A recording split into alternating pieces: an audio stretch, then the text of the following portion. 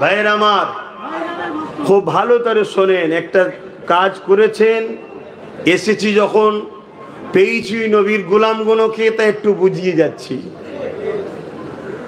আপনারাই কম বেশি সবাই জানেন, আল্লাহ শুকর আমার দাওয়াতের অসুবিধে নেই, বাংলাতে করলেই যথেষ্ট।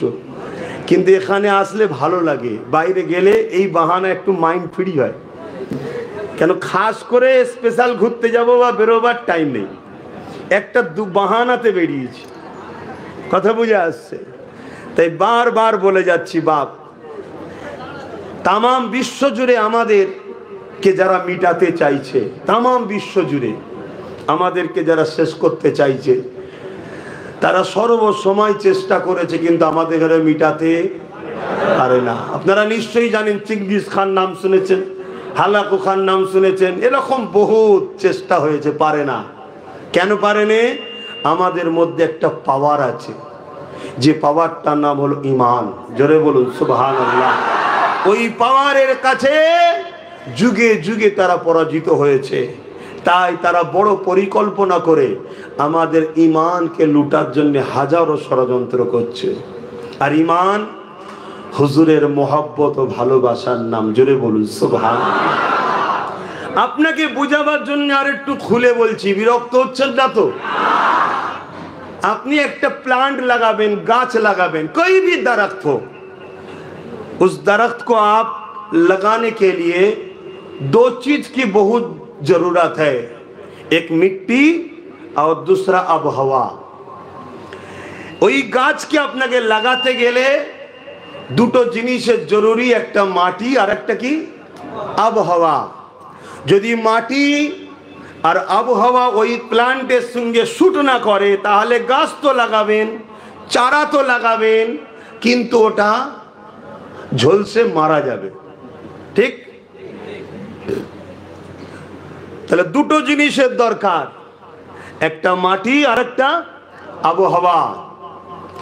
जब अल्फाज से हम सब कहते हैं ला इलाहा इल्लल्लाहु मुहम्मद रसूलुल्लाह, समझ लिए ये चारा हमारा दिल में ईमान का पौधा लगा दिए हैं। मगर यहाँ भी दो चीज का जरूरी है, एक आदब की मिट्टी चाहिए और मोहब्बत की आबोहवा चाहिए। अगर नबी की आदब की मिट्टी दिल में नहीं है, मोहब्बत की आबोहवा दिल में नहीं रहते, तो कलेमा का जो पौधा लगाए हैं वो आखिर में जाके मर जाएगा। तब सूद भी खाएंगे, आपको बुरा नहीं लगेगा। किसी को कत्ल भी करेंगे, आपको बुरा नहीं लगेगा। अपनी माँ बाप के ऊपर आप जुल्म भी करेंगे, बुरा नहीं लगेगा, क्योंकि बुरा आपका ईमान आपको समझते हैं ये सही है, ये बुरा है। आपका ईमान इधर खत्म हो गया। किस लिए खत्म हुआ है? क्योंकि यहाँ आदब मुस्तफ़ा का मिट्टी नहीं है और रसूलुल्लाह का आबहवा, मोहब्बत की आबहवा नहीं है। तो दिल में आदब मुस्तफ़ा का मिट्टी चाहिए और दिल में मोहम्मद रसूल का मोहब्बत की आबहवा चाहिए। आपका कलेमा का जो प्लांट चारा लगा हुआ है ला इलाहा इल्लल्लाह, वो बड़ा होगा तो आपका प्लांट का हर शाखा निकलेंगे। एक नमाज होगा, एक रोजा होगा, एक हज होगा, एक ज़कात होगा, एक खैरात होगा। ये सब उस प्लांट का शाखा है। बोलिए सुबहान अल्लाह। আর যদি আপনার এই প্লান্ট যদি মারা যায়, তাহলে জানবেন সব বেকার হয়ে যাবে। তাই আগে এই ঈমানটাকে ঠিক করুন, হুজুরের মহব্বত। আল্লাহ নবী মাসে এসেছিলেন 12 রবিউল আউয়াল সোমবার শুভেচ্ছা থেকে সময়। আমার নবী পাক আছেন 500 বছর আগে একজন নবী এসেছিলেন, যিনার নাম হলো হযরত ঈসা রূহুল্লাহ, যিনাকে আল্লাহ পাক কুদরতি ভাবে দুনিয়ায় পাঠিয়েছিলেন, যিনার আজানকে কোন পুরুষ স্পর্শ করেনি। আল্লাহ পাক এই নিদর্শন তো দেখাচ্ছে, আমি আল্লাহ পারি বাপ ছাড়াও আমার বান্দাকে তৈরি করতে, আমি আল্লাহ পারি মা বাপ ছাড়াও আদমকে তৈরি করতে, আমি আল্লাহ পারি এ দুনিয়ার মানুষেরা পাথরের ভেতর থেকে এমন করে উটনিকে বার করতে। আপনারা নিশ্চয়ই জানেন আল্লাহ নবীকে পরীক্ষা নেওয়া হয়েছিল। হযরতে হুজুরের নাম স্মরণ আসছে না? হযরতে সালেহ আলাইহিস সালামকে তিনার উম্মতেরা পরীক্ষা নিয়েছিল, এই পাথরের ভেতর থেকে আপনি একটা উটনিকে বার করুন, যে উটনিটা এমন করে প্রেগনেন্ট থাকবে, তার পেটে সন্তান থাকবে, এমন একটা উটনিকে বার করুন। হযরত সালেহ আলাইহিস পাথরের কাছে গেলেন, ওই পাহাড় থেকে একটা উটনি বেরোলো, ওই উট পেটে বাচ্চা ছিল, বাচ্চা প্রস্রাব হলো, সেও দুধ পান করতে লাগলো। এ যুবকেরা, এখনো শুনে আমরা আশ্চর্য হই না, এখনো বললে কোনো ফতোয়া হয় না, কিন্তু আমার রাসূলুল্লাহ যখন দুই আঙুলকে পাত্রের মধ্যে দিয়ে আঙুলের ভেতর থেকে পানি বার করিয়ে দিল, তখনই দেখবেন সমাজে ফতোয়া হয়। কথা কিছু বুঝছেন না? আল্লাহ বা নবী আলাইহিস সালামদেরকে মুজিজা দেয়। কেন মুজিজা দেয়? সামনে অলুক আজিজ করনে কে লিয়ে, সামনে যারা আছে তাদেরকে অ্যাট্রাকশন করার জন্য মুজিজা দেয়। মুসা আলাইহিস সালামকে মুজিজা দিয়েছিল, আশা দিয়েছিল, লাঠি দিয়েছিল। ওই লাঠি যখন পাথরের উপরে আঘাত করত, পাথর থেকে 12টা ঝর্ণার ফোয়ারা বেরিয়েছিল। কেননা মুসা নবীর 12টা কবিলা ছিল, এক একটা কবিলার এক একটা ঝর্ণা। আর আমার নবী পাককে আল্লাহ তো নবীদের নবী করেছে, ইমামুল আম্বিয়া করেছে, সমস্ত নবীদের সরদার করেছে। আমার নবী পাক এক লড়াইয়ের ময়দানে গেলেন, 1500 সাহাবা ছিলেন, পানি ছিল না। ওই সাহাবা হুজুরদের মধ্যে থেকে একজন এসে আল্লাহ নবীকে বললেন, ইয়া রাসূলুল্লাহ, হাবিবাল্লাহ, পানি নেই, পানির ব্যবস্থা করে দেন। নবী পাক তো বলতে পারতেন, এ সাহাবা আল্লাহর কাছে চাও, আল্লাহ তো পানি দেবে, আমার কাছে কেন এসেছো? নবী আমার ওটা শিখাইনে। নবী আমার কি বললেন? একটা পাত্র নিয়ে আসো। পাত্র নিয়ে আসলো। আল্লাহ নবী নিজের নূর হাত মোবারকটা দিয়ে দিল, দুই উঙ্গলির বীজখান দিয়ে পানি বেরোতে লাগলো। সাহাবা হুজুররা বলতে লাগলে, আমরা নিজেরা পানি পান করলাম, গোসল করলাম, প্রয়োজনীয় জন্যে পাত্রে জমা করে রাখলাম, এবং আমাদের পশুগুলোকেও পান করালাম। 1500 লোক পান করেছে, গোসল করেছে, পশুকে পান করিয়েছে। রাসূলুল্লাহ শরীরের দুই আঙুলের বীজখান দিয়ে পানি বেরোচ্ছে, ওই পানি তথাপিও খতম শেষ হয়নি। আরো জোরে বলুন সুবহান। সেই নবীকে ভালোবাসেন। সময় কম তো, এটা জানি আবেগে হয়, কিন্তু আমি কিছু বলতে চাইছি, সময় কম। কেন আপনারা চাইবেন অনেক রাত পর্যন্ত হোক, আর আমি কিন্তু আপনাদের মতো আবেগে তো চলবো না। কেন একবার খেয়ে নিয়ে সারা জীবন শুকোবো, ওই স্টাইলের মানুষ আমি নয়। আজকে সারা রাত করি, তার পরের বার থেকে করতেই দেবে না। কথা বুঝে আসছে? অর্থাৎ এই আবেগে ভাষা ভালো নয়, সব কিছুকে লিমিটে চলা ভালো। ইসলাম বাড়াবাড়িকেও পছন্দ করে না, কমানোকেও পছন্দ করে না। ইসলাম মধ্যপন্থী অবলম্বন করতে বলেছে। জোরে বলুন সুবহানাল্লাহ। আর আমার মুজাদ্দিদ জামান দাদা হুজুর রহমাতুল্লাহ আলাইহি পূর্ব ভারতের মানুষকে এই মধ্যপন্থী অবলম্বনের রাস্তা দেখিয়েছেন। জোরে বলুন সুবহানাল্লাহ। এখানে আরেকটা কথা বলে নিলে আমাদের মহব্বতটা পয়দা হবে। এশিয়া মহাদেশে 4টে সিলসিলা আছে, 4টে সিলসিলা। একটা হলো ফুরফুরা সিলসিলা, একটা দেওবন্দি সিলসিলা, একটা জোনপুরি সিলসিলা, একটা বেরেলি সিলসিলা। 4 সিলসিলার মুরব্বীরাই হক। দেওবন্দি সিলসিলার মুরব্বীরাও হক, ফুরফুরা সিলসিলার মুরব্বীরাও হক, বেরেলি সিলসিলা যারা আকাবের মুরব্বী তারাও হক, জোনপুরি সিলসিলার মুরব্বী যারা তারাও হক। নিচতে আমাদের মধ্যে এখন কিছু ঠুকুর মুকুর হচ্ছে। প্রত্যেকটা মুরব্বীরা তারা কিন্তু সবাই নবীর মিলাদুন নবীও করেছে, নবীকে হায়াতুন নবী বলে মেনেছে। এবং দেওবন্দ মাদ্রাসার যিনি প্রতিষ্ঠাতা মৌলানা কাসেম নান্তুবি সাহেব, তিনি বলেছেন নবী পাক সাল্লাল্লাহু আলাইহি ওয়াসাল্লাম হায়াতুন নবী বলেই তো নবীর স্ত্রীদের বিবাহ করা হারাম। কথা বুঝে আসছে? অতএব আকাবে তাদের যে আকীদার কিতাব আছে, সেখানে দেখা গেছে 4 দলেরই মুরব্বীরা তারা একটাই কাজ করেছে, হুজুরের সঙ্গে মানুষকে জুড়তে চেয়েছে। তা আমরাও আমাদের মুর্শিদ কেবলা তিনিও আমাদেরকে শিখিয়েছেন যে হুজুরের সঙ্গে মানুষকে জোড়ো। কেন আমরা যদি হুজুরের সঙ্গে জুড়তে পারি, হুজুর আমাদেরকে আল্লাহর সঙ্গে বান্দা ও খালেকের যে সম্পর্ক, সেই সম্পর্কটাই জুড়ে দেবে। জোরে বলুন সুবহানাল্লাহ। কেন আল্লাহ তোমার রসুলকে এই জন্যই পাঠিয়েছে, দুনিয়ার মানুষ আমায় ভুলে গেছে, আমার থেকে দূরে সরে গেছে, আপনি যান তাদেরকে আমার সঙ্গে সম্পর্ক জোড়েন। কি সম্পর্ক? বান্দা ও খালেকের যে সম্পর্ক, সেই সম্পর্ক হুজুর জুড়বেন। সিদ্দিক আকবর হুজুরের কদমে এসেছে, হুজুর তেনাকে আল্লাহর সঙ্গে জুড়েছে। আবু জেহেল আসেনে, কপাল ফেটে গেছে। ওমর ফারুক এসেছে, হুজুরের সঙ্গে আল্লাহর সঙ্গে জুড়ে দিয়েছে। উতবা সাইবা আসেনে, কপাল ফেটে গেছে। তা আমরাও যদি যাই আল্লাহর সঙ্গে জুড়ে দেবে, আর যদি না যাই কপাল ফেটে যাবে। সাদামাটা কথা, বেশি ঘুরিয়ে কথা বলতেও পছন্দ করি না, আর ঘুরিয়ে থাকার লোকের সঙ্গে থাকতেও ভালো লাগে না। যা হবে স্পষ্ট কথা, কথা বুঝে আসছে? কেন? পৃথিবীর সর্বশ্রেষ্ঠ, দোনো জাহানের, আল্লাহর সৃষ্টির সর্বশ্রেষ্ঠ, ইন্নাকা লাআলা খুলুকিন আযীম, সব থেকে শ্রেষ্ঠ চরিত্রওয়ালা হলো আল্লাহ নিজে বলছেন মুহাম্মদুর রাসূল সাল্লাল্লাহু আলাইহি সাল্লাম। সেই নবীর হয়ে কথা বলতে বসেছি। অতএব এখানে ঘুরিয়ে টুরিয়ে বলার কোনো ব্যাপার নাই। ব্যক্তিগত কারোর সঙ্গে দুশ্মনীও নাই, বন্ধুও নাই। মান আহাব্বা লিল্লাহ ওয়া আবগাদা লিল্লাহ ওয়া আতা লিল্লাহ ওয়া মানা লিল্লাহ ফাকাদ ইসতাকমালাল ঈমান। আত্মীয়তা আলাদা জিনিস ভাই, কিন্তু মনে রাখবেন বন্ধুত্ব আল্লাহর জন্যে, দুশ্মনী আল্লাহর জন্যে, আত্মীয়তা আল্লাহর জন্যে, বিচ্ছেদ আল্লাহর জন্যে। এরাই প্রকৃত ঈমান ও ঈমানের মজাটা পায়। জোরে বলুন সুবহানাল্লাহ। আমাদের মাকসাদ এটাই যেন থাকে, না হয় কিন্তু সব বরবাদ হয়ে যাবে। তো হযরত ঈসা আলাইহিস সালাম দুনিয়ায় আসলেন। ঈসা আলাইহিস সালাম কে আল্লাহ অনেক বড় মুজিজা দিয়েছিলেন। ঈসা নবী মরা মানুষের কাছে যে বলতো কুম বিইজনিল্লাহ, ওঠো আল্লাহর হুকুমে, সঙ্গে সঙ্গে জিন্দা হয়ে যেত। জোরে বলুন সুবহানাল্লাহ। কোন মানুষ পায়দাইশ চোখে দেখতে পায় না, ঈসা আলাইহিস সালাম যে তার চোখে হাত বুলিয়ে দিত, সঙ্গে সঙ্গে সে চোখে দেখতে পেত। জোরে বলুন সুবহানাল্লাহ। এতে আমরা খুশি হচ্ছি না বেজার হচ্ছি? খুশি হচ্ছি। হায় হায় হায় হায়, ঈসা নবীরও নবী, মুহাম্মাদুর রাসূলুল্লাহ। জোরে বলুন সুবহানাল্লাহ।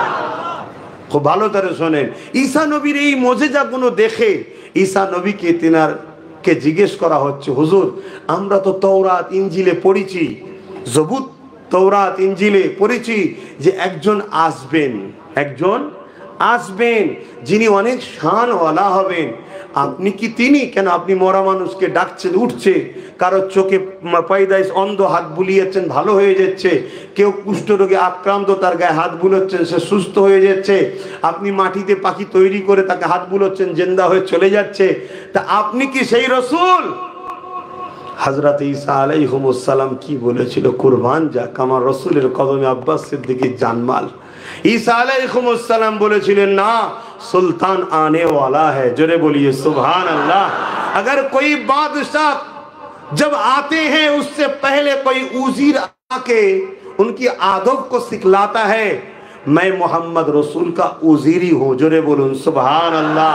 একজন ঈসা নবী কি বলছে শুনুন, যে আমি মুহাম্মদ সাল্লাল্লাহু আলাইহি সাল্লামের ওই বাদশার আগে যেমন উজির এসে সব বলে আদবের সঙ্গে দাঁড়াও, বাদশা আসছে, তো দোনো জাহানের সুলতান আসার আগে আল্লাহ আমায় পাঠিয়েছেন, আমি সমাজকে জানাতে এসেছি তিনার আদব কায়দা কিভাবে তিনাকে তাজিম করতে হবে। জোরে বলুন সুবহানাল্লাহ। আমাদের সামান্যতম বিয়াদবির জন্য জীবনের সব আমলটা বরবাদ হয়ে যাবে। তরুণেরা 100 বছর যদি হায়াত দেয়, 80-85 বছরের নামাজ, 80-85 বাড়ির হজ, আর হাজার হাজার মাদ্রাসা মসজিদ বানানো, সব একদিকে রেখে দেন, আর আমার রাসূলুল্লাহ জুতা মোবারক নিয়ে সামান্য যদি বেয়াদবি হয়ে যায়, ওই 100 বছরের আমল সব বরবাদ হয়ে যায়।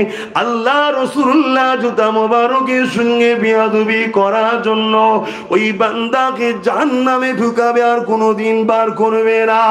আর অপর দিকে একটা মানুষ চলতে গিয়ে অনেক তুতি বিচ্ছেদ করে ফেলেছে, কিন্তু হুজুরের মুহাব্বত আর ভালোবাসায় পাকাপোক্ত রয়েছে, ওই মানুষটা যদি অন্যায় করার জন্য জাহান্নামে ঢুকবে, ওর মেয়াদ কেটে যাবার পর ঈমান থাকার জন্য আল্লাহ ওকে একদিন না একদিন জান্নাতি অবশ্যই বানাবে।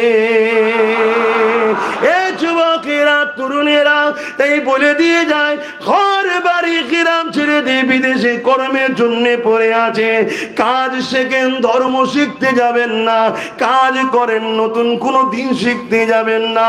আমার রাসূলুল্লাহকে মুহাব্বত যেখানে হবে, আমার নবীর তাজিম যেখানে পাবেন, আমার নবীর বয়ান যেখানে বেশি বেশি পাবেন, দিল লাগিয়ে লাগিয়ে বসুন। কেননা হযরতে এমন করে ইমামে গজ্জালী রাহমাতুল্লাহ আলাইহি জিনার মতো আলেম আজকের দিনে পৃথিবীর জমিনে একটাও পাওয়া যাবে না, একটাও পাওয়া যাবে না। এত বড় তিনি আলেম ছিলেন।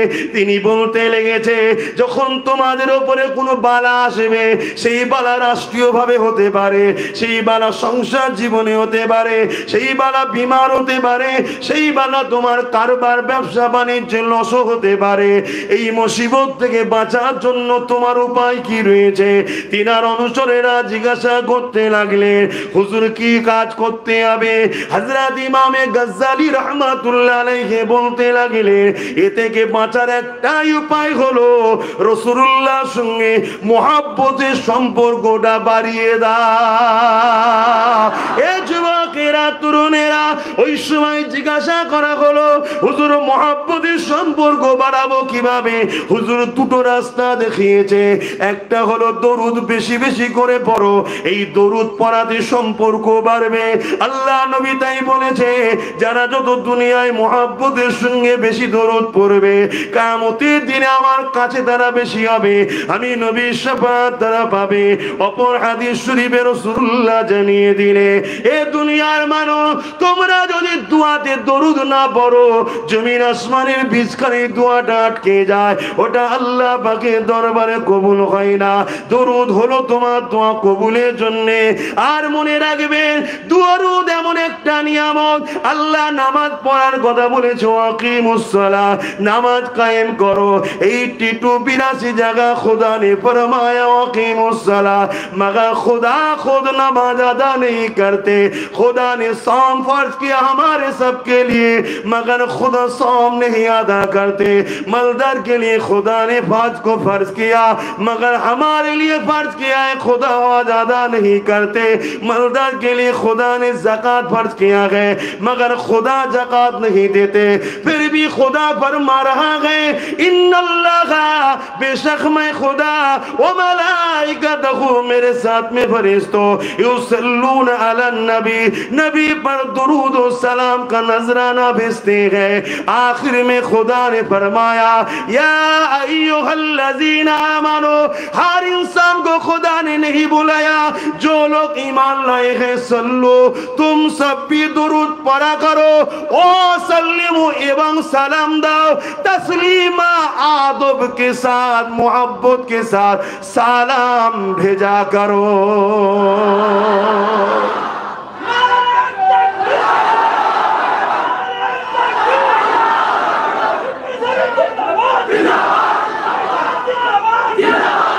খুব ভালো করে বোঝেন, নামাজ ফরজ, ঠিক তো নাকি? কার হুকুম? আল্লাহর। দরুদ কার হুকুম? আল্লাহর। কিন্তু আল্লাহ নামাজ পড়ে না। আল্লাহর জন্যই তো সেজদা রে বাবা, আল্লাহকে ছাড়া আর কাকে সেজদা দেবো? কিন্তু দরুদ আল্লাহ নিজে পাঠায়।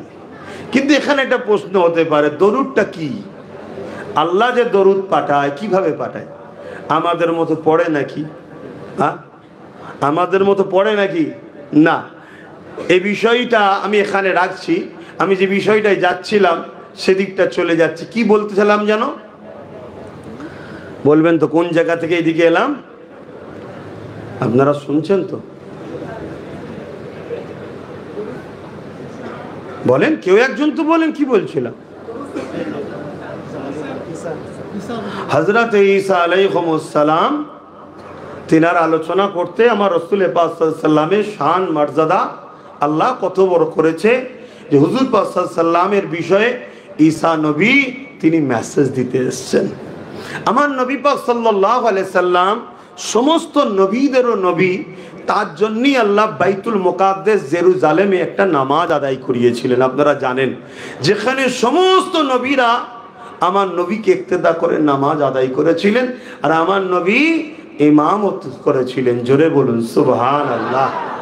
সেই নবীর উম্মত হয়ে আমরা খুশি না বেজার? আমরা কি ধন্য নয়?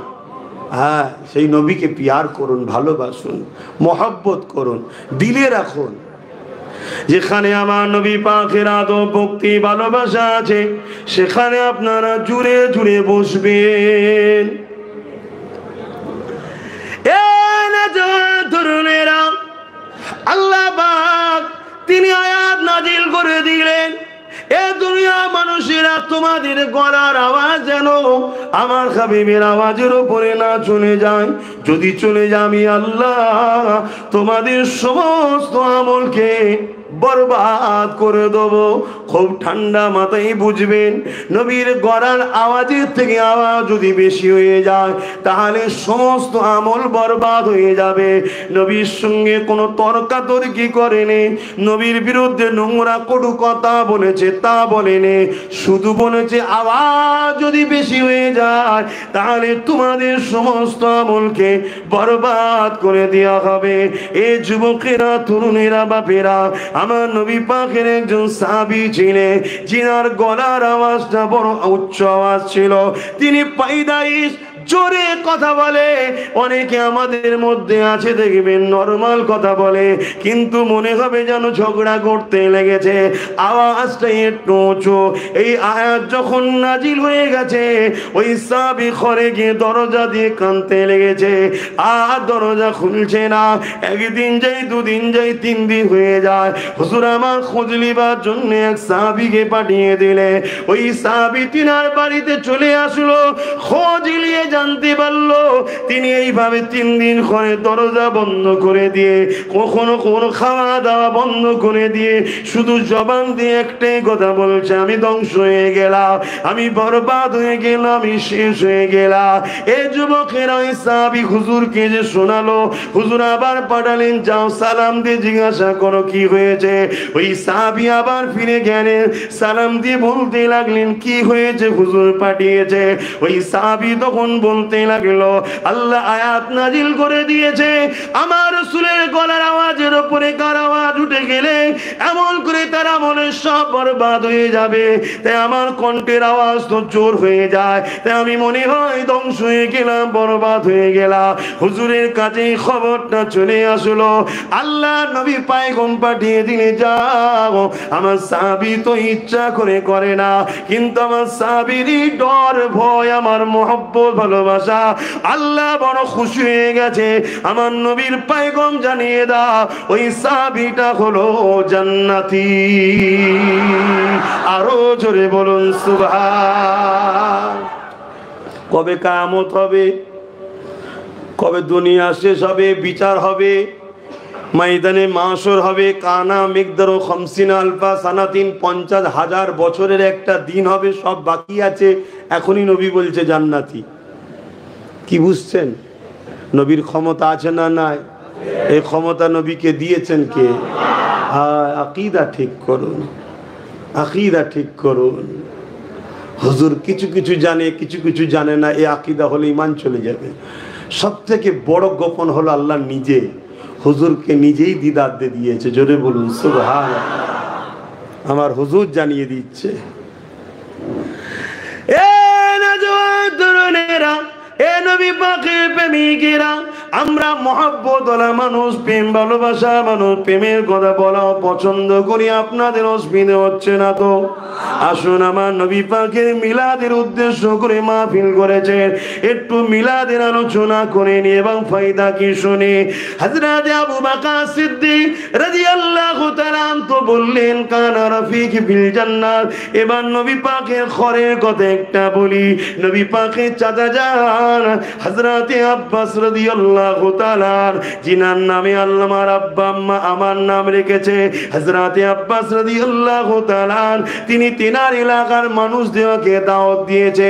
আজকে যেমন জলসা কমিটি আপনাদের সবাইকে দাওয়াত দিয়েছে, আসেন সবাই চলে আসেন, আল্লাহ শ্রেষ্ঠ নিয়ামতের চর্চা হবে, আল্লাহর বন্ধুর চর্চা হবে, রাহমাতাল লিল আলামিনের চর্চা হবে, ঈদে মিলাদুন নবীর আলোচনা হবে।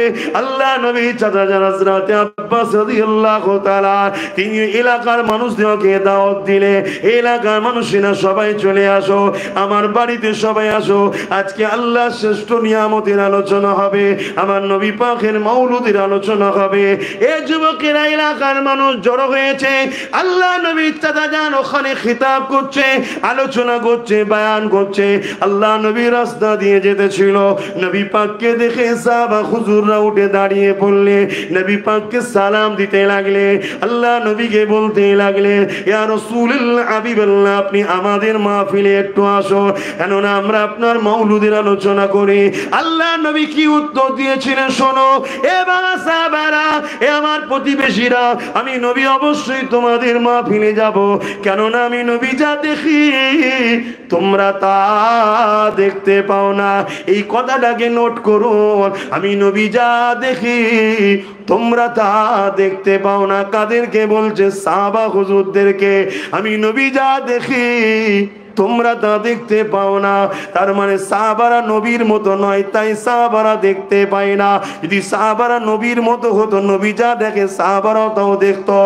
এ যুবকেরা, তরুণেরা, আল্লাহ নবী বললেন অবশ্যই আমি যাব, কেন আল্লাহ আমাকে দেখাতে লেগেছে তোমরা মজলিস বানিয়েছো, শুধু তোমরা আছো তা নয়, আল্লাহর অগণিত রহমতের ফেরেশতারা তারা দলে দলে সারি সারি দিয়ে এই জান্নাতি মজলিসে হাজির হতে লেগেছে। আরো জোরে বলুন সুবহান। সাহাবা হুজুর জিজ্ঞাসা করলেন, ইয়া রাসূলুল্লাহ হাবিবাল্লাহ শুধু আমাদের মাহফিলে এসেছে? আল্লাহ নবী বললেন না, কিয়ামত পর্যন্ত এখানে কমিটিও শোনে, আপনারাও শোনেন কত মহান কাজ করছেন। হযরত আবু সাঈদ খুদরি রাদিয়াল্লাহু তাআলা আন থেকে হাদিসটা রায়াত। আল্লাহ নবী বললেন, এ বাবা সাহাবী, শুধু তোমাদের নয়, কিয়ামত পর্যন্ত পৃথিবীর যে কোনো জায়গায়, যে কোনো শহর, যে কোনো সিটি, যে কোনো গলি, যে কোনো নগর, যে কোনো বাড়িতে আমি রাসূলুল্লাহ আমার মাওলুদের মাহফিল হবে, ওই জায়গায় রহমতের ফেরেশতা হাজির হবে। কিছু বুঝছেন? দেওবন্দি ভাইদের একজন বড় আলেম আছেন, হযরতে মাওলানা আশরাফ আলী থানভী সাহেব। তিনি কিতাবের মধ্যে লিখছে, মুসিবত থেকে উদ্ধার হওয়ার জন্য উচিত হলো রসুলের আলোচনা বেশি বেশি করা হোক। জোরে বলুন সুবহানাল্লাহ। আর আমি সেই একটা বলেছি, আর একটা বাকি রয়েছে, গাজ্জালি হুজুর, ইমাম গাজ্জালি হুজুরের, মনে পড়ছে? তা দ্বিতীয়টা কি বলেছিল? মুসিবত থেকে বাঁচার। আজকে আমরা মুসিবতে আছি না নাই? খারাপ নেবেন না, মুসিবতে আছি না নাই? সত্য কথাতে ভয় খাবার কিছু নেই। চারিদিকে দেখুন না কি হচ্ছে, কার ফ্রিজে কি আছে খুঁজে খুঁজে বার করা হচ্ছে। কি হচ্ছে না? যেখানে সেখানে মেরে দেওয়া হচ্ছে না, হয়নি? বোনেদের নেকা পর্দা ধরে টানাটানি হচ্ছে না, হয়নি? এটা মুসিবত তো, বালা তো, এটা বালা। এ থেকে রক্ষা পাওয়ার উপায় ইমাম গাজ্জালি হুজুর বলছেন, নবীর প্রেম বাড়াও। নবীর প্রেম বাড়াবার উপায় কি? 1 নম্বর দরুদ, দ্বিতীয় আশরাফ আলী থানভী সাহেবও কি বললো? বেশি বেশি নবীর আলোচনা। এমনকি তিনি বলছেন, একটা সময় আমি মহামারী এসেছিল, সবাই ঘরে বন্দি, যেমন কিছুদিন আগে আমাদের বেলায় এলো না করোনা, এটা মাঝে মাঝে আসে, যুগে যুগে আসে। তো ওই সময় উনি বলছেন যে আমার পিরিয়ড এসেছিল, আমি হুজুরের জীবনী লেখা শুরু করলাম, যেদিন লিখতে শেষ করলাম সেই দিন দুনিয়া থেকে মহামারীটাও খতম হলো। বলুন সুবহানাল্লাহ। কথা কিছু বুঝে আসছে? শুধু আমরা হুজুরের প্রেমের কথা বলি তা নয় রে বাবা, সবাই হুজুরকে ভালোবাসে, কিন্তু আজ কিছু মানুষ চেষ্টা করছে আমাদের ঘরে হুজুরের প্রেম থেকে সরাবার। তো একটু বেশি বেশি আরো আলোচনার দরকার আছে, আছে না নাই? তো হযরতে ইমামে গাজ্জালি রাহমাতুল্লাহ আলাইহি তিনি বলছেন, তিনি একজন মুজাদ্দিদ ছিলেন। তিনি বলছেন দ্বিতীয় অপশন হলো রসুলের ওপরে, প্রথম নম্বর দরুদ, দ্বিতীয় নম্বর হলো নবীর জীবনী বেশি বেশি করে পড়ো। জোরে বলুন সুবহানাল্লাহ। কেন? পড়লে প্রেম বাড়বে। আমার নবীর জীবনী পৃথিবীতে যত শিক্ষিত সভ্য সমাজের লোকেরা পড়ছে আজকের দিন পর্যন্ত, যারাই পড়ছে তারাই 1 বছর 2 বছর 3 বছর 4 বছর পর কলেমা পড়ে রসুলের গোলাম হয়ে যাচ্ছে। জোরে বলুন সুবহানাল্লাহ। কেন এটা এত সুন্দর, এত সুন্দর আখলাক, এত সুন্দর আদর্শ, এত সুন্দর ব্যক্তিত্ব। ইনার জীবনী পড়লে কেউ ইনার দিবানা হওয়া ছাড়া উপায় নাই। আর ইনার দিবানা যে হবে, বালা মুসিবত যাই হোক না কেন সবাই তার গোলাম হয়ে থাকবে, কেউ মাথা তুলবে না। জোরে বলুন সুবহানাল্লাহ। কি এটা বিশ্বাস তো নাকি? আমার নবী পাকের ঘরের যিনি কাজ করতেন, একজন খাদেম ছিল, হুজুরের ঘর পরিষ্কার করা, ঝাঁটটাট দিত আর করতো, যে ভাষাগুলো আপনারা বুঝবেন। একদিন কোনো পথে যেতে গিয়ে, কোনো দূর যুগে সফরে, ব্যবসা বাণিজ্যে কারবারে যেতে গিয়ে একদিন রাস্তা হারিয়ে ফেলেছে। হারিয়ে ফেলে গভীর জঙ্গলে চলে গেছে। যাওয়ার পর দেখছে একটা ভয়ঙ্কর হিংস্র বাঘ তাকে খাবার জন্য আগিয়ে আসছে। তখন নবী পাক সাল্লাল্লাহু আলাইহি সাল্লামের ওই সাহাবী বলছেন, এ আল্লাহর সৃষ্টি মখলুক বাঘ, তুমি যদি আমায় খাও, তোমার আমি রেজেক যদি হই তো খাবে তো, কিন্তু শোনো, তুমি যদি আমায় খাও তাহলে হুজুরের দরবারে ঝাড়ু দেবে কে? আমি রাস্তা ভুলে গেছি, তুমি আমায় রাস্তা দেখিয়ে দাও। তারিখ গাওয়া দিচ্ছে, যেমন আমরা হাত ধরে মানুষকে রাস্তা দেখাই, ওই বাঘ লেজ দিয়ে ওই সাহাবীর হাতকে পাক দিয়েছে, টেনে টেনে লিজে রাস্তা দেখিয়েছে। জোরে বলুন সুবহানাল্লাহ। হুজুরের গোলাম হন, আর হুজুরের গোলামের চেহারায় সুন্নাত আসবে। হুজুরের গোলামকে কখনো ফাংশনে পাওয়া যাবে না, থিয়েটার হলে পাওয়া যাবে না, সিনেমা হলে পাওয়া যাবে না, লটারি কাটাতে পাওয়া যাবে না। মসজিদে আল্লাহু আকবার আজান হবে, আর তুমি জুয়ার আড্ডায় ক্যারাম বোর্ড খেলবে, টিভি দেখবে, ক্লাবে খেলা দেখবে।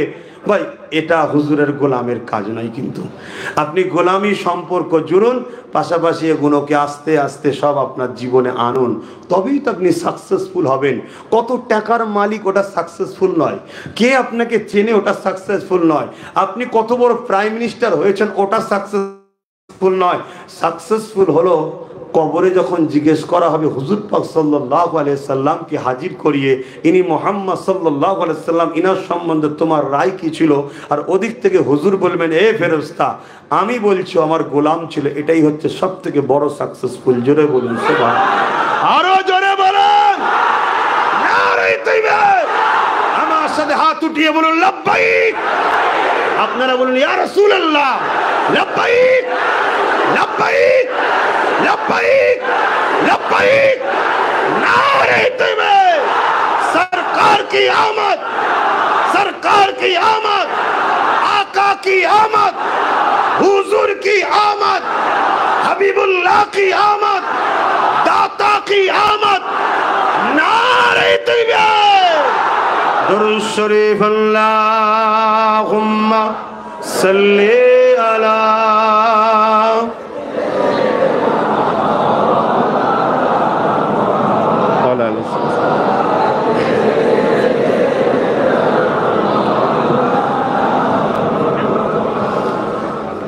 रहमत बरस रही है दरबार मुस्तफा में, बिन मांगे मिल रहा है दरबार मुस्तफा में। মদিনা শরীফকে আল্লাহ ইমানের মারকাজ করেছে, মক্কা শরীফকে আল্লাহ আমলের মারকাজ করেছে। জোরে বলুন সুবহানাল্লাহ। মক্কা শরীফে এক রেকাত নামাজ পড়লে 1 লক্ষ রেকাত নামাজের সওয়াব, আর মদিনা শরীফে এক রেকাত নামাজ পড়লে 50,000 রেকাতের সওয়াব। এই জায়গায় কিন্তু মক্কার মাকাম আল্লাহ বেশি করেছে, এখানে আমলের বাড়াই আছে, কিন্তু মক্কায় ইমানের হিফাজত নাই। ইমানের হিফাজত মদিনায় আছে। তাই রসুল বললেন, ইমান যেমন সাপ আহার করে গর্তেই ফিরে আসে, পুরো পৃথিবী থেকে ঘুরে ইমান আমার মদিনায় ফিরে আসবে। জোরে বলুন সুবহানাল্লাহ। इसीलिए हमारे आका ने भी फरमाया, मदीने में मौत की तमन्ना ज्यादा करो। बोलिए सुभान अल्लाह। मदीने के साथ तवल्लुक ज्यादा रखो, क्योंकि मैं मदीने से रोजे महशर के दिन उठाऊंगे। जोरे बोलूं सुभान अल्लाह। আল্লাহ নবী বলেছেন, মদিনা শরীফের মানুষের শাফাআতটা সর্বপ্রথম আমি করব, জোরে বলুন সুবহানাল্লাহ।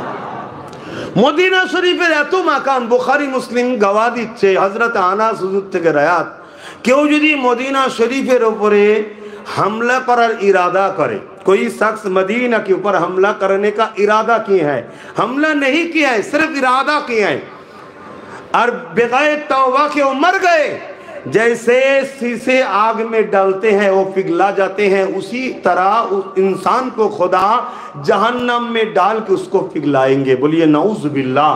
আপনারা শোনার কাজ করেন, সীসা দেন না গুনে, কি বলেন আপনারা? সীসাই বলেন তো নাকি? ওটা যেমন গলে পুরো পানি হয়ে যায়, মদিনার উপরে কেউ হামলার ইরাদা করলে আল্লাহ তাকে জাহান্নামে ওইভাবে দিয়ে গলাবে। কেন? হুজুরের পছন্দের শহর। তাহলে হুজুরের পছন্দকে আঘাত করেনি, আঘাত করার ইরাদা করলে যদি এই শাস্তি হয়, তাহলে হুজুরের পছন্দ আরো তো কিছু আছে, সেগুলোকে আঘাত করলে, যেমন সাহাবা হুজুররা, আহলে বায়াতরা, অলি আউলিয়ারা, এও তো হুজুরের মোহাব্বতের সব সৈনিক, তাদের উপরে আঘাত করলে তাহলে তাদের কি হবে? কথা বুঝতে পারছেন? আজ তো আমরা অলি আউলিয়াদের থেকেও অনেক দূরে সরে যাচ্ছি, তাই অলি আউলিয়াদের ঘরেও মোহাব্বত করুন। মদিনা শরীফ হলো রহমতের মারকাজ। रहमत बरस रही है दरबार मुस्तफा में, बिन मांगे मिल रहा है दरबार मुस्तफा में। जोरे बोलूं ना सुभान।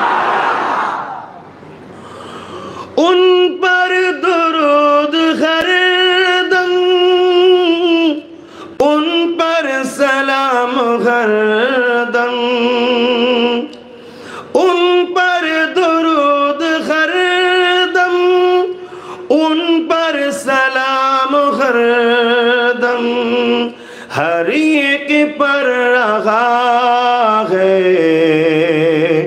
दरबार मुस्तफा में, बिन मांगे मिल रहा है दरबार मुस्तफा में।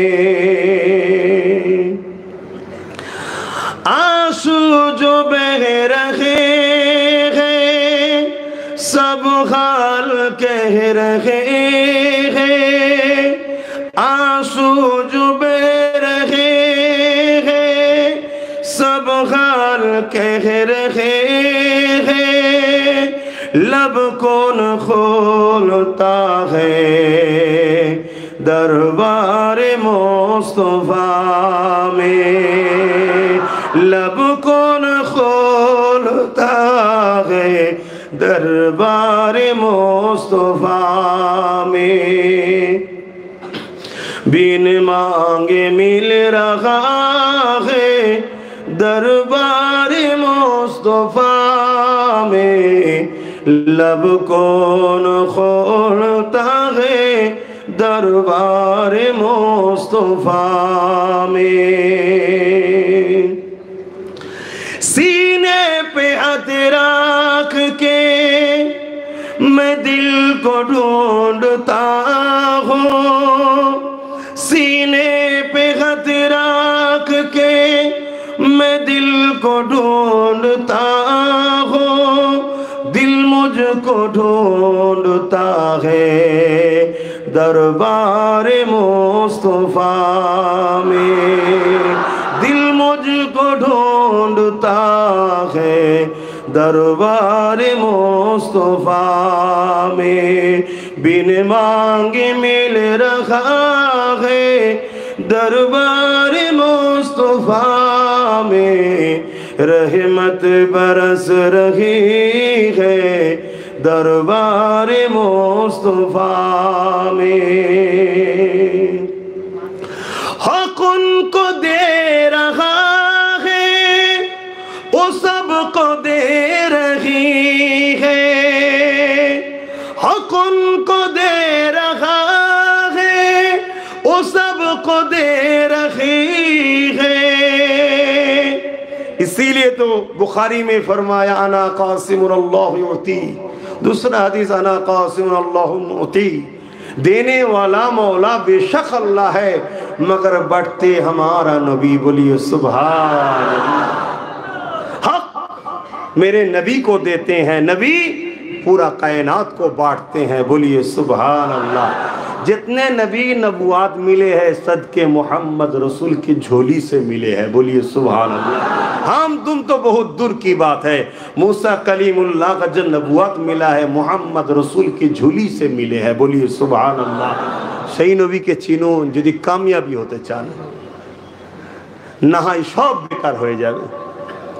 हक उनको दे रहा है वो सबको दे रही है, हक उनको दे रहा है वो सबको दे रही है, देने का इंतहा है दरबार मुस्तफा में, देने का इंतहा है दरबार मुस्तफा में, बिन मांगे मिल रहा है दरबार मुस्तफा में, रहमत बरस रही है दरबार मुस्तफा में। अल्लाहुम्मा सल्ली अला सय्यिदिना मौलाना मुहम्मद व अला आलिहि।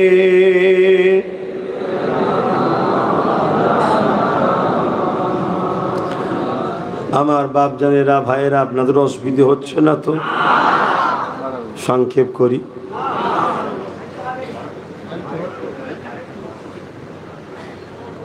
আর ছোট করি আর একটুখানি যখন বলতে বলে আমার রাসূলের মিলাদ নিয়ে বলতে গিয়ে তো অন্যদিকে চলে গিয়েছিলাম। হযরতে আব্বাস রাদিয়াল্লাহু তাআলা হুজুরের হাদিসটা কমপ্লিট করি। আল্লাহ নবী বললেন যেখানে আমার মিলাদ হবে ফেরেশতা আসবে, নবীর মিলাদ হলে ফেরেশতা আসবে, খুশি না বেজার? প্রত্যেকের উচিত ঘরে ঘরে মিলাদ করা। কিভাবে মিলাদ করবেন? আপনি বাপ আপনার বাচ্চাদের নিয়ে বসুন, স্ত্রীকে ডাকুন, 4 জন 5 জন বসবেন, কিছু মিঠাই কিনুন, আপনি বসে গিয়ে বলুন শোনো 570 খ্রিস্টাব্দে 12 রবিউল আউয়াল সোমবার শুভে সাদেকের সময় রাহমাতাল লিল আলামিন এসেছিল অন্ধকার পৃথিবীকে আলোকিত করার জন্য। রাত আল্লাহর কাছে বলেছিল আমার ভাগে পাঠান, দিন আল্লাহর কাছে বলেছিল আমার ভাগে পাঠান। কিছুই দিন না বলতে পারেন, এতটুকু বললেই হক আদায় হবে। করা দরকার আছে না নাই?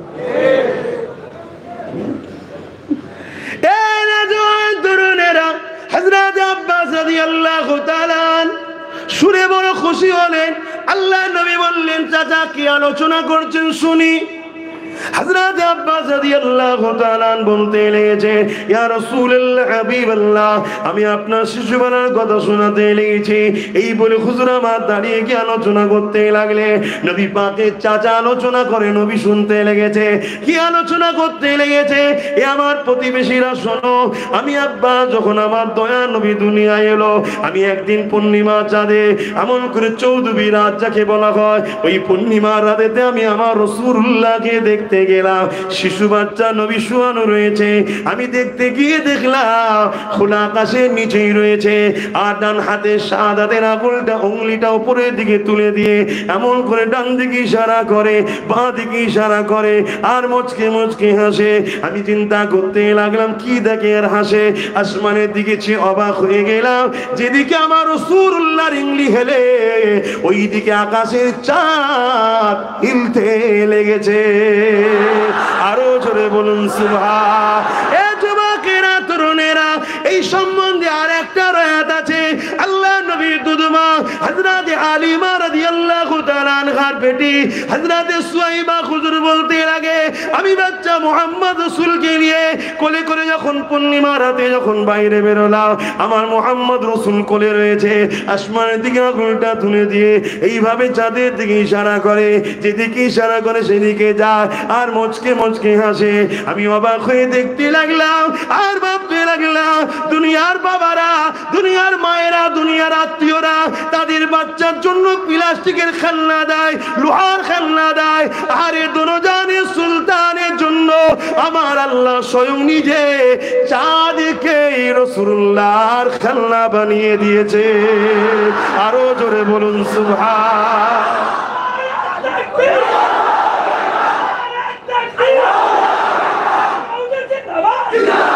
ভাইরা, নওজোয়ান তরুণীরা, যুবকেরা, আমার রাসূল পাক সাল্লাল্লাহু আলাইহি ওয়াসাল্লামে নূর মুবারক থেকে দুই চাঁদ আল্লাহ সৃষ্টি করেছে।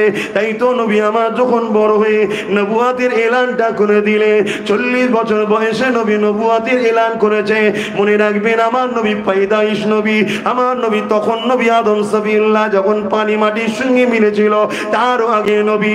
আমার নবী কবে নবী? হযরতে জিবরাইলকে আল্লাহ নবী জিজ্ঞাসা করেছিল, ও জিবরাইল তোমার বয়স কত?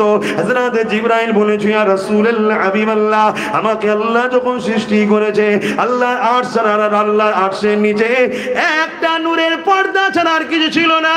কিন্তু আমি জিবরাইল যখন রূপ পেলাম, আমি চোখটা খুলে দেখলাম ওই আল্লাহর আরশ আজিমের নিচের পর্দায় একটা তারা চমক উঠলো। ওই নূরের তারাকে দেখে আমি জিবরাইল বড় দিবানা হয়ে গেলাম। এত সুন্দর সে আলো নূর ছিল, আমি দেখার জন্য তামান্না করতে লাগলাম। 70,000 বছর অপেক্ষা করলাম, তারপর আবার একবার চমকে উঠলো, আবার দেখার জন্য দিবানা হয়ে রইলাম। 70,000 বছর পর আবার একবার চমকালো, ইয়া রাসূলুল্লাহ, ইয়া হাবিবাল্লাহ, ওই তারাটা মোট 70,000 বছর ছাড়া ছাড়া ছাড়া ছাড়া একবার করে চমকায়। ওই তারাটাকে আমি 72,000 বার দেখেছি। ইয়া রাসূলুল্লাহ, হাবিবাল্লাহ, এই হিসাবটা আমি দিতে পারবো। আল্লাহ নবী বলেছেন, জিবরাইল রে, ওই তারাটা হলো তোমার নবী মুহাম্মদুর রাসূলুল্লাহ। আল্লাহ যদি পেতে চান, নবীকে ধরেন, নবীকে ধরে। কেন আল্লাহ কোরআনে জানিয়ে দিলে, কুল ইন কুনতুম তুহিব্বুনাল্লাহা ফাত্তাবিউনি ইউহিব্বুকুমুল্লাহ ওয়া ইয়াগফির লাকুম যুনুবাকুম, আল্লাহু গফুরুর রহিম। বড় কাবলাম কুলিয়ানি फरमाइए, आप फरमाइए, रसूल को फरमाने के लिए खुदा ने फरमा रहा है। बड़ो कबलम कुल माना फरमाइए, इन कुंतुम तुहिब्बुनल्लाह, जो शख्स कहते मैं रब ताला को मोहब्बत करता हूँ, इन लोगों का दावा सच है, तो फत्ताबिउनी, पहले आपको इत्तिबा करना होगा, आपको फॉलो करना होगा। यानी मोहम्मद रसूल को पहले इत्तिबा करना होगा, मोहम्मद रसूल को पहले फॉलो करना होगा। ए दुनिया मनुष्यरा, কাউকে ইত্তেবা করতে গেলে, কাউকে ফলো করতে গেলে मोहब्बत दिले रखते হবে। लिहाजा फत्ताबिउनी के अंदर प्यार छुपा हुआ है, माना ये जाहिर हुआ, फत्ताबिउनी मोहब्बत के साथ नबी को अगर कोई मान ले, खुदा ने फरमाने लगा युहिब्बुकुमुल्लाह, আমি আল্লাহ তাকে ভালোবেসে নেব। তাহলে আল্লাহর ভালোবাসা যদি পেতে চায়, নবীকে ভালোবেসে ইত্তেবা করো, নবীকে ভালোবেসে মেনে নাও, নবীকে ভালোবেসে ফলো করো। যদি এটা করতে পারো, আল্লাহ তোমাকে ভালোবাসবে। আর আল্লাহ যাকে ভালোবাসবে তার দুনিয়াও টেনশন নেই, আখিরাতও টেনশন নাই। কারণ আল্লাহ বলে দিল, ইয়াগফিরু লাকুম যুনুবাকুম আল্লাহু গফুরুর রহিম, আমি আল্লাহকে তারা বড় দয়ালু মেহেরবান পাবে। তাদের জীবনে যা গুনাহ হয়েছে আমি আল্লাহ সব মাফ করে দেব। সাহাবা হুজুরদের বিষয়ে নবী আলোচনা করতে নিষেধ করেছে। শিক্ষার জন্য বলছি, হুজুর ভুল হলে ক্ষমা করবেন। দাইয়া কালবি নিজের কন্যাকে জ্যান্ত পুঁতে দিয়েছিল, তখন জাহিলিয়াতের যুগে ছিল, কিন্তু হুজুরকে ভালোবেসে মেনে নেওয়ার জন্য আল্লাহ তাকে ভালোবেসেছে। এই এত বড় পাপ কেউ আল্লাহ মাফ করে দিয়েছে। আমার ঘরের ছেলে তুমি একটু ভুল করে ফেলেছি, বয়সে অন্যায় করে ফেলেছো, যদি হুজুরকে ভালোবেসে ফেলো তাহলে আল্লাহ তোমায় ভালোবাসবে। আল্লাহ ভালোবেসলে তোমার এই পাপগুলো মাফ হবে না। হুজুরকে ভালোবাসো। আমরা হুজুরের গোলাম, আপনি মানেন তো নাকি? এনেছেন যখন গোলাম ধরে তো হুজুর হুজুরি তো করবে নাকি? যে যার নেতার গুণগান গায়, আমি তো আমার নেতার গুণগান গাইবো নাকি গো? আপনাদের অসুবিধা হচ্ছে না? দেখে নিয়ে এসেছেন একটা হুজুরের গোলাম দেখে, তা সে তো হুজুর হুজুরি করবে, সে তো অন্য কিছু করবে না। কেন করবে না? কেন আল্লাহ সর্বসময় मैंने आपका जिक्र बुलंद किए हैं आपके खातिर। बोलिए सुभान अल्लाह। আল্লাহ নবীর জিকিরকে বড় করেছে, শানওয়ালা করেছে, মাকামওয়ালা করেছে। কেন? নবীর খাতিরে, নবীকে খুশি করার জন্য। জোরে বলুন সুবহানাল্লাহ। কতটা বড় করেছে? নবী বলছেন আমার জিকিরকে আল্লাহ নিজের জিকিরের সঙ্গে শামিল করেছে, গণ্য করেছে। জোরে বলুন সুবহানাল্লাহ। অর্থাৎ সারা রাত ধরে যদি আমরা নবীর আলোচনা করি, আল্লাহ ফেরেশতাকে বলবে খাতায় লেখো সারা রাত ধরে ও আমারই আলোচনা করেছে। জোরে বলুন সুবহানাল্লাহ। কেন? হুজুরের আলোচনাটাই হলো কোরআন। হুজুরের আলোচনাটা কি? কানা খুলুকুল্লাহুল কোরআন। নবীর লাইফ স্টাইলটাই হলো কোরআন। জোরে বলুন সুবহানাল্লাহ। कुरान अगर समझना है तो मोहम्मद रसूल को फॉलो करना चाहिए। बोलिए सुभान अल्लाह। কেন? কোরআন নবী ছাড়া বোঝা যাবে না। খুব ভালো করে বুঝুন, ওটা কালামুল্লাহ, আল্লাহর কথা। আল্লাহর কথা বুঝতে গেলে আমার তোমার মতো লোক পারবে না। সিদ্দিকে আকবরের মতো মানুষ পারেনি, ফারুকি আজমের মতো লোক পারেনি। যদি পারতো তাহলে নবী বলতে এলাও কোরআন যে যা দিন বার করে লাও। কথা বুঝে আসছে? বুঝাবার জন্য স্পেশাল পাওয়ার দিয়ে আল্লাহ পাঠিয়েছে রসুলুল্লাহকে। তিনি বোঝে, এমনকি জিবরাইলও বোঝে না, আমার রসুল বোঝে। জোরে বলুন সুবহানাল্লাহ। যদি বলেন এটা কি করে হয়, জিবরাইল তো নিয়ে এসছে না। হ্যাঁ, জিবরাইল তো শুধুমাত্র টেপ রেকর্ড, ওখান থেকে লোড হয়েছে, এখানে এসে খুলে দিয়েছে। কথা বুঝে আসছে? না হয় একদিন জিবরাইল আমার নবীর কাছে ওহী নিয়ে এসেছে, হুজুর আপ ফরমাই, আপ আমার রসুলকে বলছে আপনি পড়েন। কি পড়বো? আলিফ। আমার নবী বলছেন আগে চলো, লাম আগে চলো, মিম आगे चलो, जालिकल किताब ला रैब फी। हुजूर ने भी फरमाने लगा, पढ़ने लगा, ला रैब फी, जालिकल किताब ला रैब फी। हजरत जिब्राइल ने पूछने लगा, या रसूल अल्लाह, जब अलिफ लाम मीम फरमाने के लिए आपको फरमाइए, जब आप पढ़िए तब आपने फरमाया आगे चलिए, जालिकल किताब ला रैब फी। ये आपने भी तिलावत किए हैं। राज क्या है? मेरे नबी ने फरमाया, जिब्राइल आलिफ का माना तुझे मालूम है? जिब्राइल ने फरमाना ला, मालूम नहीं। लाम मालूम नहीं, मीम मालूम नहीं। जालिकल किताब ला रैब फी, तुझे भी मालूम है, मुझे भी मालूम है, हर कोई अरबी जानने वालों को मालूम है जालिकल किताब ला रैब फी इसका माना क्या है। मगर अलिफ लाम मीम का माना तुझे मालूम नहीं, मैं मोहम्मद रसूल को मालूम है। बोलिए सुभान अल्लाह। आरो जोरे बोलुन सुभान अल्लाह। সেই নবী পাক সাল্লাল্লাহু আলাইহি সাল্লামকে ধরুন, প্যার করুন। শুধু একটা কথা জেনে রাখবেন, নবী আল্লাহ নয়। নবী আল্লাহ নয়, আল্লাহ আল্লাহ, নবী নবী। দ্বিতীয় কথা মনে রাখবেন, रुकू सजदा सिर्फ खुदा के लिए, दूसरा किसी के लिए, नबी के लिए नहीं है। নবীর জন্য রুকু সেজদা নয়, এটা শুধু আল্লাহ। এই দুটোকে মাথায় রেখে যেমন করে খুশি আপনি নবীকে প্রেম করুন, আপনি নবীর মাকাম এক যাররা পরিমাণও পৌঁছাতে পারবেন না। যদি বলেন কেন? ওই যে বললাম না, আল্লাহ দরুদ পাঠায়। আল্লাহ কি করে? আল্লাহ কি আমাদের মতো পড়ে নাকি? না। ইমাম বুখারী রাহমাহুল্লাহ বলছেন আল্লাহ দরুদ হলো আল্লাহ আসমানি জগতে তিনি তিনার শান, যেমন শান ওয়ালা মজলিস তৈরি করে। বলুন সুবহানাল্লাহ। আমরা যেমন মজলিস করেছি না, আল্লাহ মজলিস তৈরি করে শান ওয়ালা। ইমাম বুখারীর কথা বলছে, আমার বাপের কথা শোনাচ্ছি না। ইমাম বুখারী বলছেন শান যেমন শান ওয়ালা মজলিস তৈরি করেন, এবং সেই মজলিসে ফেরেশতাদের ঘরে তিনি দাওয়াত দেন। ফেরেশতাদের দাওয়াত দিয়ে সেখানে আল্লাহ ওয়াজ করেন। ওয়াজ মানে উপদেশ দেওয়া, খেতাব করা, আলোচনা করা। কি আলোচনা করে? আমার নবীর শান মর্যাদাকে বাড়াতে থাকে। জোরে বলুন সুবহানাল্লাহ। যেমন আমাদের মোবাইলে একটা অপশন আছে, দেখবেন মাঝে মাঝে কোম্পানি থেকে দেয় সফটওয়্যার, কি আপডেট করুন, তাই তো নাকি? মোবাইলে আপডেট অনেকদিন হয়ে যাওয়ার পরে আপডেট সফটওয়্যার আছে। ওই আপডেট যখন মারবেন দেখবেন মোবাইলটা ফ্রি হয়ে যায়, নতুন নতুন ভার্সন আসে। এটা কে দেয়? কোম্পানি। এটা কখনো সখনো দেয়। আর আমার আল্লাহ প্রতিটা সেকেন্ড, প্রতিটা পল, প্রতিটা টাইম তিনার হাবিবের মাকামের আপডেট করছে, বাড়াচ্ছে বাড়াচ্ছে বাড়াচ্ছে বাড়াচ্ছে। জোরে বলুন সুবহানাল্লাহ। যতক্ষণ ওয়াজ করতে শুরু করেছি এখন পর্যন্ত কয়েক মিলিয়ন, বিলিয়ন, জিলিয়ন যা আছে তারও থেকে বেশি মাকাম আল্লাহ বাড়িয়ে দিয়েছে। জোরে বলুন সুবহানাল্লাহ। নবীর মাকামে পৌঁছাবেন কি করে? এ খেয়াল মাথায় আনবেন না যে বড্ড বাড়াবাড়ি হয়ে যাচ্ছে। না, নবী বাড়াবাড়ি মাকাম বাড়ানো আমাদের কাজ নয়। নবীর মাকাম বাড়াতে একমাত্র পারে তিনি যিনি নবীর থেকে বড়। তিনি কে? জোরে বলবেন কে? আরে জবান খুলে বলুন আল্লাহ। শাহাদাত আগল তুলে আমার সাথে বলুন আল্লাহু আকবার। আরো জোরে বলুন আল্লাহু আকবার। একবার আল্লাহ বললে 40টা নেকি আল্লাহ দেয়। জোরে বলুন সুবহানাল্লাহ। এটা তিনার জাত নাম। এটা কি নাম? জাত নাম। আল্লাহর জাত নাম হলো আল্লাহ। বাকি যত নাম আছে সব সিফাতি নাম। আল্লাহর বহুত পদ আছে ভাই, আমরা 99টা জানি, তারিখে হাদিসে আরো 3000-এর উপরে পদ আছে, কিন্তু আল্লাহর আরো পদ আছে। কথা বুঝে আসছে? তো সেই আল্লাহ কাছে যাবেন, আমরা যাবো জান্নাতে, তাই তো নাকি? বলেন ইনশাআল্লাহ। আল্লাহ দেখবো না? দেখবো না।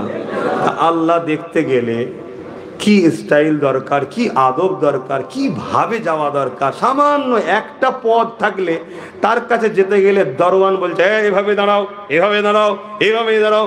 আমার মতো একটা লোক যখন সামান্য হুজুরের পায়ের জুতো ধুলোও নয়, সামান্য একটা আল্লাহ সৃষ্টি মখলুক, তার জন্য আসার এই রাস্তা ক্লিয়ার করো, ডিবেট তৈরি করো, এ না হয় ওই না হয়। আল্লাহর কাছে যাবেন জান্নাতে, তিনাকে দেখবেন, তিনার যে ভক্তি, আদব, স্টাইল, এটা কে শিখাবে? আমি তুমি? এটা শেখানোর জন্য সেরকম পাওয়ারফুলই দরকার। যেমন পাওয়ারফুল মালিক, তেনার পাওয়ারের মর্যাদা শিখাবার জন্য আল্লাহ একজনকেই বানিয়েছে, তিনি হলেন মুহাম্মাদুর রাসূল। জোরে বলুন সুবহানাল্লাহ। তিনি আমাদের কাছে এসেছে ওই রব্বুল আলামিনের শান, মর্যাদা, মাকাম আমাদের ঘরে ট্রেনিং দিয়ে জান্নাতে নিয়ে যাবে বলে। তাই আমাদের উচিত হুজুর কাছে পর্যন্ত যাওয়া, হুজুরের আমাদেরকে ওই ট্রেনিংটা দিয়ে জান্নাত পর্যন্ত নিয়ে যাবে। জোরে বলুন সুবহানাল্লাহ। আল্লাহ নবী চাচাজানের কথা বলছিলাম, ফিরে আসি, মিলাদের কথা বলছিলাম।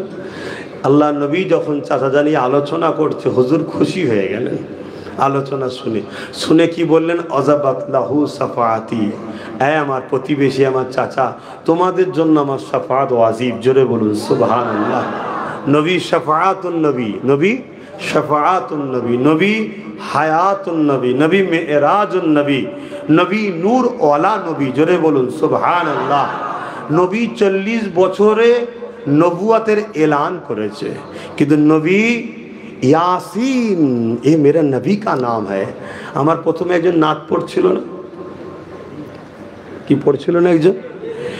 ए जिसके लिए महफिल कौनाइन सजे हैं, फिरदौस भरी जिसके वसीले से बनी है, ओ हासिमी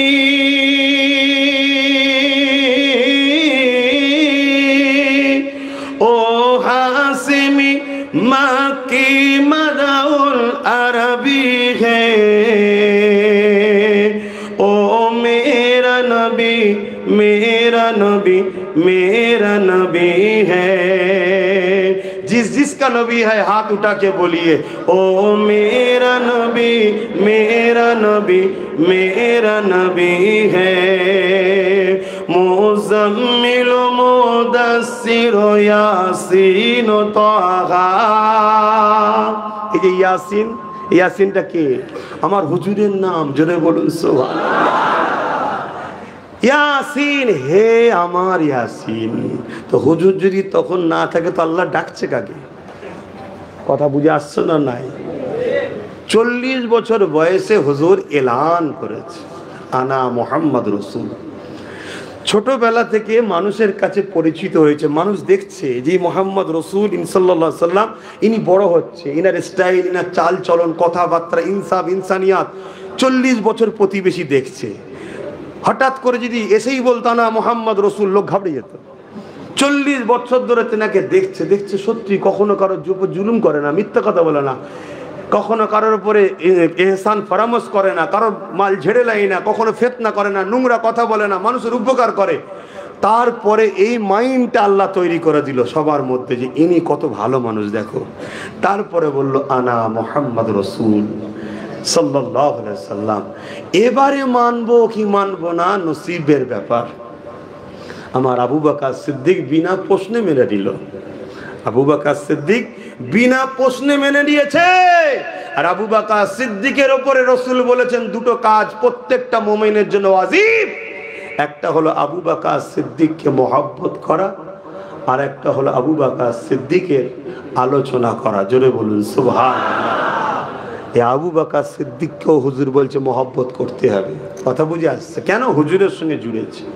এই জুড়ার বিষয়ে একটা ছোট্ট কথা মনে পড়েছে, একটু বলি। আল্লাহ নবী সাল্লাল্লাহু আলাইহি সাল্লাম মদিনা নববীতে বসে আছে, দুজন সাহাবী এসেছেন, এসে হুজুরের সঙ্গে বিভিন্ন বিষয়ে কথা বলছে।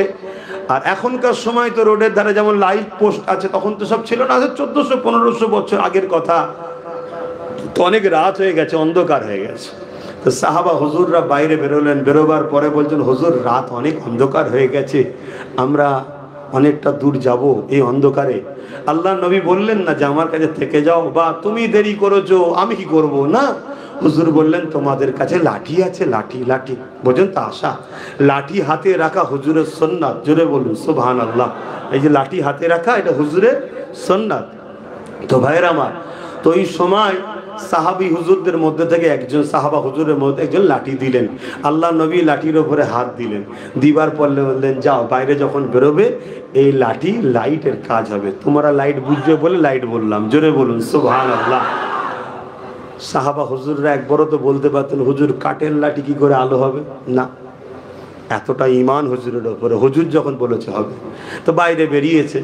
বাইরে বেরোবার পরে যখনই অন্ধকারে বাইরে বেরিয়েছে ওই লাঠি থেকে আলো বেরোচ্ছে। জোরে বলুন সুবহানাল্লাহ। এর থেকেও মজার বিষয় আছে, শুনুন। এ নাই হুজুর হাত দিয়েছে, এ নাই হুজুর হাত দিয়েছে, হুজুরের হাতের বরকতে আল্লাহ আলো করে দিয়েছে। তা কিছু দূর যেতে যেতে যেতে একটা মোড় পড়েছে, সেই মোড় থেকে দুই সাহাবীর বাড়ি এবার দুদিকে, লাঠি তো একটা, আলো তো একটা। আর হুজুরের সুন্নাত বলে সব সাহাবা হুজুরের লাঠি রাখতেন। তো ওই জায়গায় দাঁড়িয়ে থেকে এক সাহাবী আর এক সাহাবীকে বলছে ভাই লাঠি তো, তুমি তো এইদিকে যাবে, তাহলে উচিত কি ভাই চ আমার সাথে চমাই দিয়ে আসবি না। ওই সাহাবী বলছে ভাই তোমার কাছে লাঠি আছে? বলছে হ্যাঁ, নিয়ে আসো। ওই লাঠি হুজুরের জ্বালানো লাঠি ঠেকিয়েছে, ওটাও আলো জ্বলছে। জোরে বলুন সুবহানাল্লাহ। তো হুজুরকে আল্লাহ যারা হুজুরের সঙ্গে জুড়েছে, হুজুরের সঙ্গে টাচ হয়েছে, তারা যেমন আলোকিত হয়েছে, তাদের কদমে যদি আমরা যাই আমরাও তাদের আলো থেকে আলোকিত হবে। জোরে বলুন সুবহানাল্লাহ।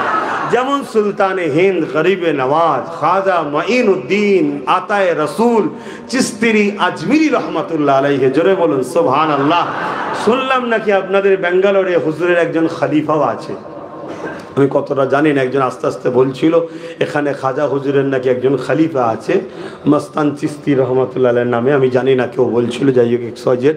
তা আমার বোঝাবার উদ্দেশ্য এই আল্লাহর অলিদের কাছে কেন যেতে হয়। আল্লাহর অলিরা হুজুরের আলোয় আলোকিত হয়েছে, তাদের কাছে যদি আমরা যাই ওই হুজুরের লাঠি থেকে আর এক লাঠি যেমন আলোকিত হয়েছে আমরা আলোকিত হব। জোরে বলুন সুবহানাল্লাহ।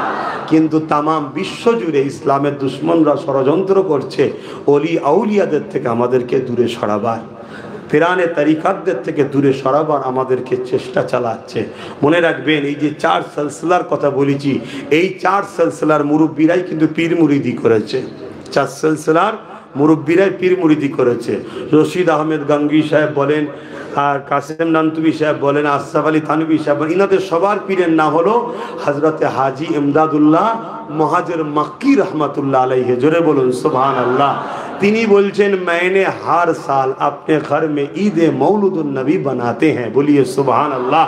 আর ওই ঈদে মিলাদুন নবী বানায় আর তাতে কিছু তাবারুক দিই, আর যখন তাবারুক দিই ওই তাবারুক দিবার আগে দোয়ার আগে আমি প্রতি বছর এই হুজুরের সঙ্গে একবার নয় দুবার নয় খাড়ে হোকে হুজুর को सलाम भी भेजते हैं, बोलिए सुबहानाल्लाह। কথা বুঝে আসছে? তো এই সিলসিলা এভাবে পীরানে তরিকতরা সব মানুষকে দিনের আলো দিয়েছে। এখন সব আমাদেরকে আস্তে আস্তে গুমরাহির দিকে নিয়ে চলে যাচ্ছে। আল্লাহ আমাদের ঈমান আমল হেফাজত করে, বোন আল্লাহুম্মা আমিন। আমি যে নাতটা পড়ছিলাম একটু পড়ে এলি যে किसके लिए महफिल कौनैन सजे हैं, फिरदौस भरी जिसके वसीले से बनी है। ओ हासमी ओ हासमी मक्की मदउल अरबी है। ओ मेरा नबी मेरा नबी मेरा नबी है। ओ मेरा नबी मेरा नबी मेरा नबी है। मुज़म्मिल मुदस्सिर यासीन ताहा, क्या क्या नए अलकब से मौला ने पुकारा। मुज़म्मिल मुदस्सिर यासीन ताहा, क्या क्या नए अलकब से मौला ने पुकारा। क्या शान है उसकी, क्या शान है उसकी जो उम्मी लक़बी है। ओ मेरा नबी मेरा नबी मेरा नबी है। ओ मेरा नबी मेरा नबी मेरा नबी है। এই যে উম্মি, আল্লাহ আল্লাহ, এখানে একটা কথা বললাম না, উম্মি লকাবি হয়। এই উম্মিকে অনেকে বলে আনপার, এলিটেড, মূর্খ রসুলকে বলে, নাউজুবিল্লাহ বলেন। এখানে উম্মি বলতে প্রথম, আউয়াল। কেন কাবাকে উম্মুল কোরা, সূরা ফাতিহাকে উম্মুল কোরা বলা হয়, কাবাকে উম্মুল কোরআনে আল্লাহ পাক বলছে কাবাকে বলা হয় প্রথম ঘর। তো সেই জায়গাতে এই আমার রাসূল পাক সাল্লাল্লাহু আলাইহি ওয়াসাল্লামকে উম্মি বলার উদ্দেশ্য হচ্ছে নবী আউয়াল, প্রথম। জোরে বলুন সুবহানাল্লাহ। ব্যাপারটা হচ্ছে দিল যেমন মানে তেমন। কথা বুঝে আসছে না? কিন্তু এটুকু মনে রাখবেন, আল্লাহ তিনার হুজুর ছাড়া আমাদের সঙ্গে ডাইরেক্ট কথা বলে না। কথা বুঝে আসছে? আর মনে রাখবেন, কোরআনে একটা সূরা আছে যাকে তাওহীদ বলা হয়। সূরা ইখলাসও বলা হয়, সূরা তাওহীদ বলা হয়।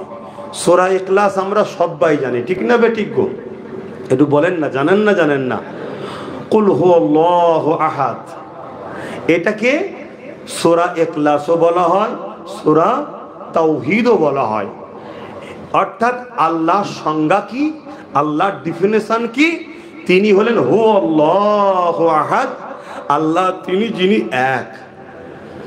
আল্লাহুস সামাদ, আল্লাহ তিনি যিনি কারো মুখাফিকি নয়। लम यलिद वलम यूलद, ना खुदा किसी से पैदा है ना खुदा से कोई पैदा हुआ है। वलम यकुल्लाहु कुफुवन अहद, एक एक जिसके सिवा किसी के साथ खुदा का कोई मिसाल नहीं है।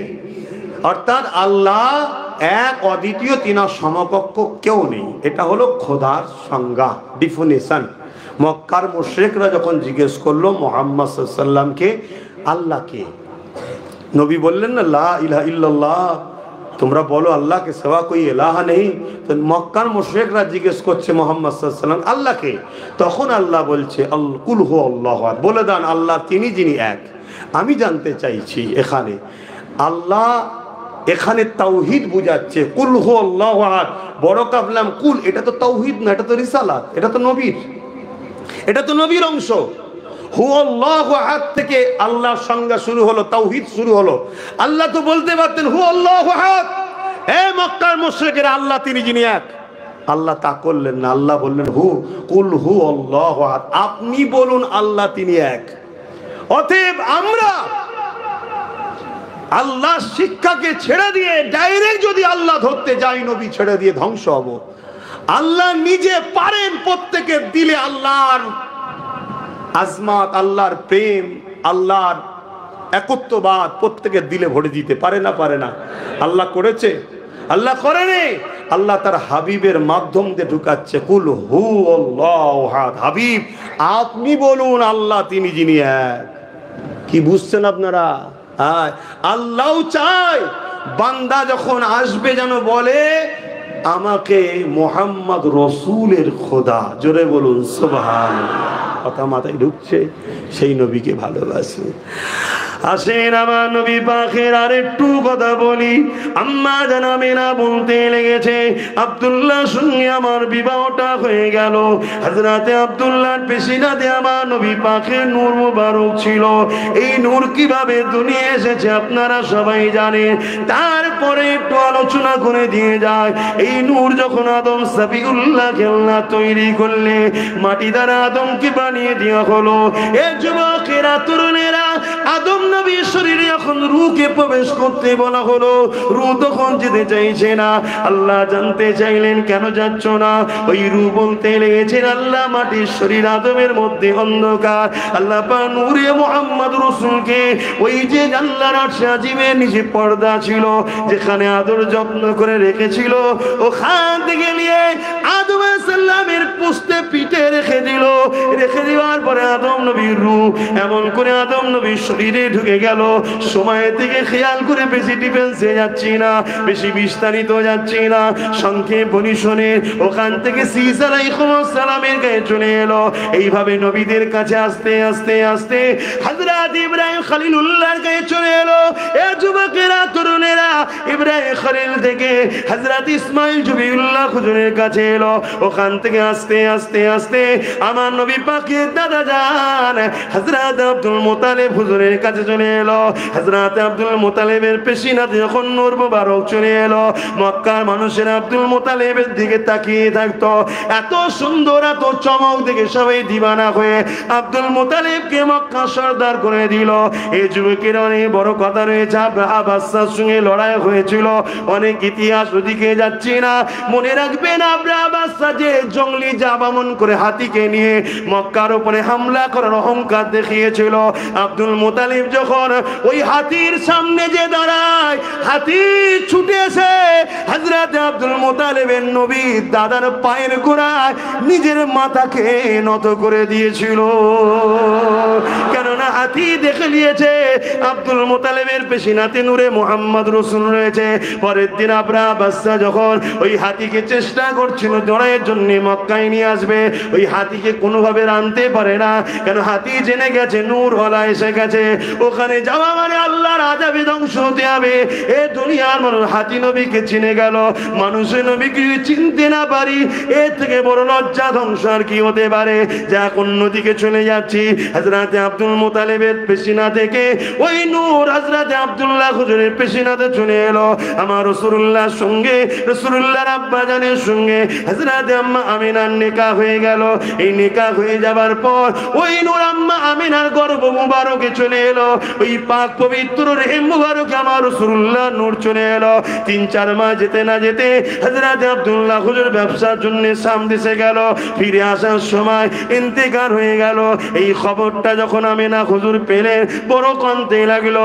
তাই আল্লাহ পাক আমিনা হুজুরকে সান্ত্বনা দিবার জন্য এক একটা রাত্রির এক একটা নবী আলাইহিস সালাম এবং তিনার স্ত্রীদেরকে পাঠাতেন। তিনারা এসে আম্মা আমিনাকে মুবারকবাদ দিতে বলতো, ও আমিনা রে, কেঁদো না মা, কেঁদো না, কেননা আপনি সাইয়্যিদুল মুরসালিন রাহমাতুল লিল আলামিনের মা হয়েছে।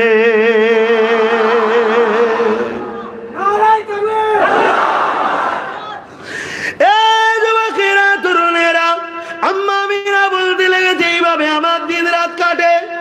একদিন হযরত আব্দুল মুত্তালিব তিনার আমার পরিবারকে এসে বলে, আরে বাজারে যাওয়া বড় মুশকিল হয়ে গেছে, কেননা চতুর্দিকে একটাই কথা, কি কথা, আমেনা কি খুশবু মাখে, আমেনার শরীর থেকে এমন খুশবু ছড়ায় যে খুশবু তো মক্কার কোনো বাজারে পাওয়া যায় না। এই খুশবু কোথা থেকে মাখে? আব্দুল মুতালিব এই কথা শোনার পরে, তার পরিবার এই কথা শোনার পরে বলে, এ আমার প্রাণের স্বামী, আমি অবাক হয়ে যাই। আমেনা যখন হাম্মাম খানা গোসলখানা থেকে বেরোয়, আমি যখন গোসলখানায় ঢুকি যেন মনে হয় আতরের ফ্যাক্টরি গোডাউনে ঢুকে গেছে। আমেনা যখন ঘরে থাকে, ঘর থেকে বেরোয়, আমি যখন ঘরে যাই মনে হয় যেন আতরের গোডাউনে ঢুকেছি। কোথা থেকে আমেনা আতর মাখে? তাই বড় তাকে জিজ্ঞাসা করতে হবে। এই জন্য আব্দুল মুতালিব তিনার পরিবারকে নিয়ে আম্মা আমেনাকে জিজ্ঞাসা করতে লেগেছে, বেটিরে কোথা থেকে খুশবু তুমি মাখো, যে খুশবুর চর্চা সব জায়গায় হচ্ছে, কেননা তৎকালীন সময় বিধবা খুশবু মাখবে, এটা কেমন একটা লাগছে। ওই সময় আম্মা আমেনা নিজের মুখে থুতু জমিনে ফেলে বলতে লাগলেন, মা এই শরীরের খুশবু শুধু আমেনা শরীর থেকে নয়, এটা থুতু থেকে বাইর হচ্ছে। আমি কোনো খুশবু আতর ব্যবহার করি না, এটা হলো আমার গর্বে যিনি আছে তিনার শরীরের খুশবু। কেন আমার নবী হলেন খুশবুওয়ালা নবী। আরো জোরে বলুন সুবহান আল্লাহু আকবার। তাই আমার নবীর যখন শরীর থেকে পাসিনা বেরোতো, শুনছেন, আমার নবীর আহালিয়া আমাদের আম্মাজানরা ওই পাসিনাকে শরীর থেকে তুলে পাত্রে জমা করত। কোনো ওকেশান অনুষ্ঠানে যখন গরিবের মানুষরা যেত, ওই পাসিনা লাগিয়ে দিত, পুরো ওকেশান মাত হয়ে যেত। সবাই বলতে, তোর কোথা থেকে পেয়েছিস? আমার রসুলের পাসিনা। জোরে বলিস। অসুবিধা হচ্ছে, অসুবিধা হচ্ছে। হাই রে হাই রে, হায় হায়, সব থেকেও অন্ধ হয়ে যেতে হবে যদি রসুলের না হতে পারো। কথা মনে রেখে দিও, সব থেকে অন্ধ। এলেমের বাড়াই কিয়ামত দিন চলবে না, নামাজের বাড়াই কিয়ামতের দিন চলবে না। আরে নবীরা নফসি নফসি করবে, নবীরা কিয়ামতের দিনে নাফসি নাফসি করবে। কানা মিকদারু 50 আলফা সানাতিন, 50,000 বছরের একটা দিন হবে। সূর্য তাপেতে জমিনটা যেমন লোহা আগুনে দিলে লাল হয়ে যাবে, লাল হয়ে যাবে। ছেলে বাপের বুকে, বাপ ছেলের বুকে, মা মেয়ের বুকে, মেয়ে মায়ের বুকে পা দিয়ে দাঁড়িয়ে থাকবে, সহ্য করতে পারবে না। মাথার এক বেগ দেখতে এক হাত উপরে সূর্য আসবে, 12 গুণ তাপ বেড়ে যাবে। মাথার ঘিনু গুনো নাক দিয়ে গলে গলে পড়বে। ওদিন নবীরা নফসি নফসি করবে। তুমি হাজি কি করবে চিন্তা করো, তুমি নামাজি কি করবে চিন্তা করো, তুমি রোজাদার কি করবে চিন্তা করো। আল্লাহর হুকুম নামাজ পড়ার পরও নামাজের ফুটানি দেখাও নি, রোজা রাখার হুকুম রাখো, ফুটানি দেখাও না, হজ করার হুকুম করো, ফুটানি দেখাও না। কেন? হজে যে কি হয়, হজে যে কি হয়, হজে গিয়ে পুরো নবীদের স্মৃতি বানানো হয়। জোরে বলুন সুবহানাল্লাহ। এই যে মাকাম ইব্রাহিম, কি ইব্রাহিম সাল্লামের পায়ের ছাপের একটা পাথর, হ্যাঁ, ইব্রাহিম সাল্লামের পায়ের ছাপ একটা পাথর। কাবা আর আপনার বীজখানে পাথরটাকে রেখে দূরে কাত ওয়াজিব নামাজ পড়তে হবে, তবে হজ হবে না, হজ হবে না। কেন? পাথর তো শিরক হবে না, এবং পায়ের ছাপ তো শিরক হবে না। ফতোয়া দাও না, না। কেন? ইব্রাহিমের পা হতে পারে, কিন্তু ওর পিছনে একটা রহস্য আছে। রহস্যটা হচ্ছে এই পাথরে দাঁড়িয়ে ইব্রাহিম আমার নবীর মিলাদ করেছিল। জোরে বলুন সুবহানাল্লাহ। কাবায় কি হয়? সাফা মারওয়ায় ছুটতে হয়। সাফা মারওয়ায় কেন ছুটতে হয়? আম্মা হাজেরা ইসমাইল আলাইহিস সালামের পানির জন্য ছুটেছিল। আরাফায় যেতে হয়, কিছু সময় হলেও যেতে হবে। কেন? ওখানে আব্বা আদম আর মা হাওয়া ওখানে এক হয়েছিল, কিছু সময় হলেও যেতে হবে। কথা বুঝে আসছে? 3টে শয়তান আছে, পাথর মারতে হবে। এই পাহাড় পাথরগুলো থামগুলো শয়তান নাকি? কিন্তু ও যদি শয়তান হয়, তা এখানে গুলাচ্ছে কারা? ওই 3টে থাম তো শয়তান নয়, তাহলে মারছেন কেন? না, ওখানে ইব্রাহিম সাল্লাম ইসমাইল সাল্লাম ছুড়েছিল, যখন কুরবানি করতে নিয়ে যাচ্ছিল, ওদিকে আলোচনা করতে অন্যদিকে চলে যাবে। আমি যেটা বুঝাতে চাইছি, এই যে 5 ওয়াক্ত নামাজ পড়ি, ফরজ, জোহর, আসর, মাগরিব, ঈশা, 5 ওয়াক্ত নামাজটা কি? এটাও তো নবীদের ইয়াদ, এটাও তো নবীদের স্মৃতি। যদি আদম নবীর স্মৃতি বানাতে পারি, মুসা কি বলে ইব্রাহিম নবীর স্মৃতি বানাতে পারি, তাহলে আমার রাসূলুল্লাহর বানাবো না? ফজরের নামাজটা কি? আদম আলাইহিস সালাম 2 রাকাত নামাজ পড়েছিলেন, শুকরানা নামাজ, শুকরিয়া। রাতের অন্ধকার কেটে যাচ্ছে, দিনের আলো ফুটছে, আল্লাহর কাছে 2 রাকাত নামাজ পড়লেন। ওই নামাজ উম্মতে মুহাম্মাদির জন্য আল্লাহ ফরজ করে দিল। জোরে বলুন সুবহানাল্লাহ। জোহরের 4 রাকাতটা কি? ঈসা আলাইহিস সালাম জন্ম হলেন, ইসমাইল ইব্রাহিম আলাইহিস সালাম শুকরিয়া 4 রাকাত নামাজ পড়লো। আমাদের জন্য আল্লাহ 4 রাকাত ফরজ নামাজ করে দিলেন। মাগরিবের নামাজটা 3 রাকাত কেন? 4 রাকাতই ছিল। হযরতে নবী আইয়ুব আলাইহিস সালাম দীর্ঘদিন বিমারে ছিলেন, 18 বছর কম বেশি বিমারে থাকার পরে আল্লাহ সুস্থ করে দিলেন। হুজুর উঠে শুকরানা 4 রাকাত নামাজের নিয়ত করলেন। 3 রাকাতের পরে আর উঠতে পারলেন না, বসে গিয়ে সালাম ফিরালেন। 3 রাকাতই আমাদের জন্য ফরজ, কিন্তু 4 রাকাতের সওয়াব হয়। জোরে বলুন সুবহানাল্লাহ। সব নবীদের ইয়াদ বানাচ্ছে আল্লাহ। সেলিব্রেশন, অনেকে বলে ইসলামে ইয়াদগার নাই, সেলিব্রেশন নাই, স্মৃতি বানানো নাই। এটা আমাদেরকে গুমরা করা হচ্ছে। পুরো ইসলামের মধ্যেই দেখুন না, সব আল্লাহ তার মাহবুবদের সেলিব্রেশন করাচ্ছে এবং মাহবুবদের কদমে কদমে ঘোরাচ্ছে। ইব্রাহিম নবীর পায়ের গোড়ায় নিয়ে যাচ্ছে, আম্মা হাজেরার পায়ের গোড়ায় নিয়ে যাচ্ছে, জমজম পানি ইসমাইল নবীর পায়ের গিনালি লেগে উঠা সেখানে নিয়ে যাচ্ছে। আয় 5 লাখ টাকা খরচ করে আমার মাহবুবের কদমে কদমে ঘোর। এ থেকে বোঝা যাচ্ছে ওলি আউলিয়াদের কদমে কদমে ঘুরলেই তুমি আল্লাহ পাবে। জোরে বলুন সুবহানাল্লাহ। কথা কিছু মাথায় ঢুকছে? আজ আমরা মনে করেছি সস্তা ইসলাম হয়ে যাবে। না বাপ, অনেক টাকা হতে পারে, অনেক বাড়ি হতে পারে, অনেক কারবার হতে পারে, অনেক ভিআইপি হতে পারো, তোমাকে সমাজ স্যালুট করে, ঠোকে, অনেক কিছু বলে, কিন্তু তোমার দিলে হুজুর আছে। তুমি হুজুরকে কোন নজরে দেখো? হুজুরকে কত ভালোবাসো? হুজুরের বিষয়ে কেউ কিছু বলে তোমার বুকে ব্যথা হয়? তার সঙ্গে দূরত্ব বজায় করো। যদি হয় তুমি কামিয়াবি, যদি না হয় কামিয়াবি নয়। খুব ভালো তারা শুনে লাও, ভালো তারা শুনে লাও। দাওয়াতের আসালে জলসা করতে বেরোই না, হুজুরের গোলামি করার জন্য জলসা করতে বেরোই। কেন? আব্বাস সিদ্দিকী জান্নাত যেতে পারবে না। নামাজ আল্লাহ পড়াই পড়ি, জোহরও পড়েছি আপনার হায়দ্রাবাদে এসে, ব্যাঙ্গালোরে এসে, আসরও পড়েছি, মাগরিবও পড়েছি, ঈশাও পড়েছি, ফজর ঘরে পড়েছি। জানি না ফজর হবে আমি উঠবো কি জানি না। আল্লাহ যদি আমায় ভায়াতে রাখে, তিনি যদি দয়া করে, আয় আমায় সেজদা দে, তবে তো আমি পারবো, তবে তো আমি পারবো।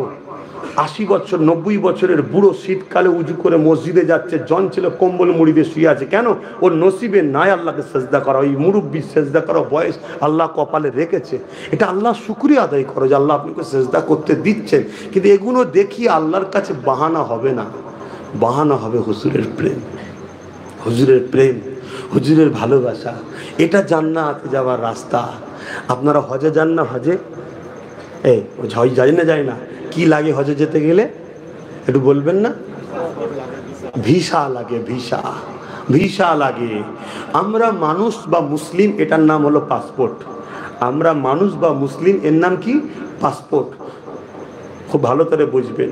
আপনি এখান থেকে গেলেন, কয়েক কোটি টাকা আপনি নিয়ে যাচ্ছেন, বা আপনি পৃথিবীর সব থেকে ধনী লোক। আপনি যখন এখান থেকে চলে গেলেন, সৌদি এয়ারপোর্টে যাওয়ার পর আপনার পাসপোর্ট ভিসা দেখবে না? দেখবে না? বলুন বলুন। এটা নিজাম, এটা আইন, এটা কানুন। এই কানুনকে ব্রেক করা যায় না। হয়তো আপনাকে স্পেশাল ভাবে দেখা হবে, কিন্তু দেখাতে হবে ভিসা হ্যাঁ। अगर ভিসা है तो आ जाइए, वेलकम अहलन सहलन। আর ভিসা যদি না হয়, আপনি যেই হন, प्रेसिडेंट हो रहा जय हन, फिरे जान। ठीक ना बेटी? कारण हमारे मुल्क में आने के लिए सऊदी एम्बेसी का स्टाम्प ভিসা लगाना जरूरी है। ए थप्पा लिए আসতে হবে, তবে হবে না হবে না। দুনিয়ায় এক দেশ থেকে আরেক দেশে যেতে গেলে যদি নিজাম হয় ভিসা লাগবে, দুনিয়ার দেশ থেকে জান্নাতের দেশে যেতে গেলে একটা ভিসা লাগবে। ওই ভিসাটা দুনিয়ায় হলো ভিসা অফিস, আমরা মানুষ, এটা হলো পাসপোর্ট। আর আমাদের দিলটা তো স্টাম্প লাগাতে হবে। ওই ভিসাটা হলো মুহাম্মাদুর রাসূল। জোরে বলুন সুবহানাল্লাহ। ওই ভিসা যদি থাকে তাহলে তুমি এন্ট্রি হতে পারবে, আর না হয় হবে না। খুব ভালোভাবে বুঝে নেন। সেই নবী এসেছিলেন। আম্মা আমেনা বলছেন, আমি বড় একা ঘরের মধ্যে চিন্তিত হচ্ছি কি হবে। হঠাৎ করে আমার ঘরটা আলোয় আলোকিত হয়ে গেল, দেখলাম জান্নাতি 3টে হুর এসেছে। সুবহানাল্লাহ। আমি আপনি যখন মায়ের পেট থেকে এসেছিলাম, আমার আপনার আম্মারা নাপাক হয়েছিল, কিন্তু আমার রাসূলুল্লাহর আম্মা নাপাক হয়নি। আমার আপনার মায়ের সঙ্গে বাচ্চার নাভির কানেকশন ছিল, আমারও ছিল। কেটে ডাক্তার চিমটি দিয়েছে, ওখানে চিমটি দিয়েছে। আমার রাসূলুল্লাহর আম্মা বলছে আমার নাভির সঙ্গে কোনো কানেকশন ছিল না। আমি আপনি মায়ের পেটে ছিলাম, পেট বড় হয়েছিল, ভারী লাগছিল। আমার রাসূলুল্লাহর আম্মা বলল পেট বড় হয়নি, ভারীও হয়নি, কেন নবী নূর। জোরে বলুন সুবহানাল্লাহ।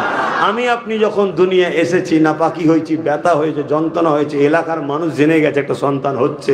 আম্মা আমেনা বললেন সামান্য একটু ঝটকা লাগলো শরীরে, চোখটা খুলে দেখলাম ঘর আলোকিত হয়ে গেছে। তাফসীরে জালালাইনের লেখক হযরত জালালউদ্দিন সুয়ুতী রাহমাতুল্লাহ আলাইহি তিনি বলছেন মাগরিব থেকে মাশরিক পুরো আলোকিত হয়ে গেছে। জোরে বলুন সুবহানাল্লাহ। আমার নবী আশা বরকতে, এটা হচ্ছে মিলাদুন নবী হচ্ছে, এতক্ষণ পরে মিলাদুন নবী হচ্ছে, জলসার হক আদায় হচ্ছে পারে। কথা বুঝে আসছে? তার আগে আরো কিছু ছিল, একটু ঝালাই করে দিয়ে গেলাম, কেন আর আসবো কি না আসবো পরের কথা, একটু ঝালাই করে দিয়ে গেলাম। অসুবিধা হচ্ছে নাকি? আম্মা জান আমেনা হুজুর বলতে লেগেছে, আমার রাসূল পাক সাল্লাল্লাহু আলাইহি সাল্লাম দুনিয়ায় আসলেন। আমার নবী পাক আসার পরে পুরো ঘর আলোকিত হয়ে গেল, কিছুক্ষণের মধ্যে কুয়াশা ঢুকে পুরো ঘরটা অন্ধকার হয়ে গেল। আমি চিন্তিত হলাম, কাঁদতে শুরু করলাম, গায়েবী আওয়াজ আসলো, আমেনা চিন্তা করো না, রাহমাতাল লিল আলামিনকে পুরো কায়নাত ঘুরিয়ে দেখানো হচ্ছে। জোরে বলুন সুবহানাল্লাহ।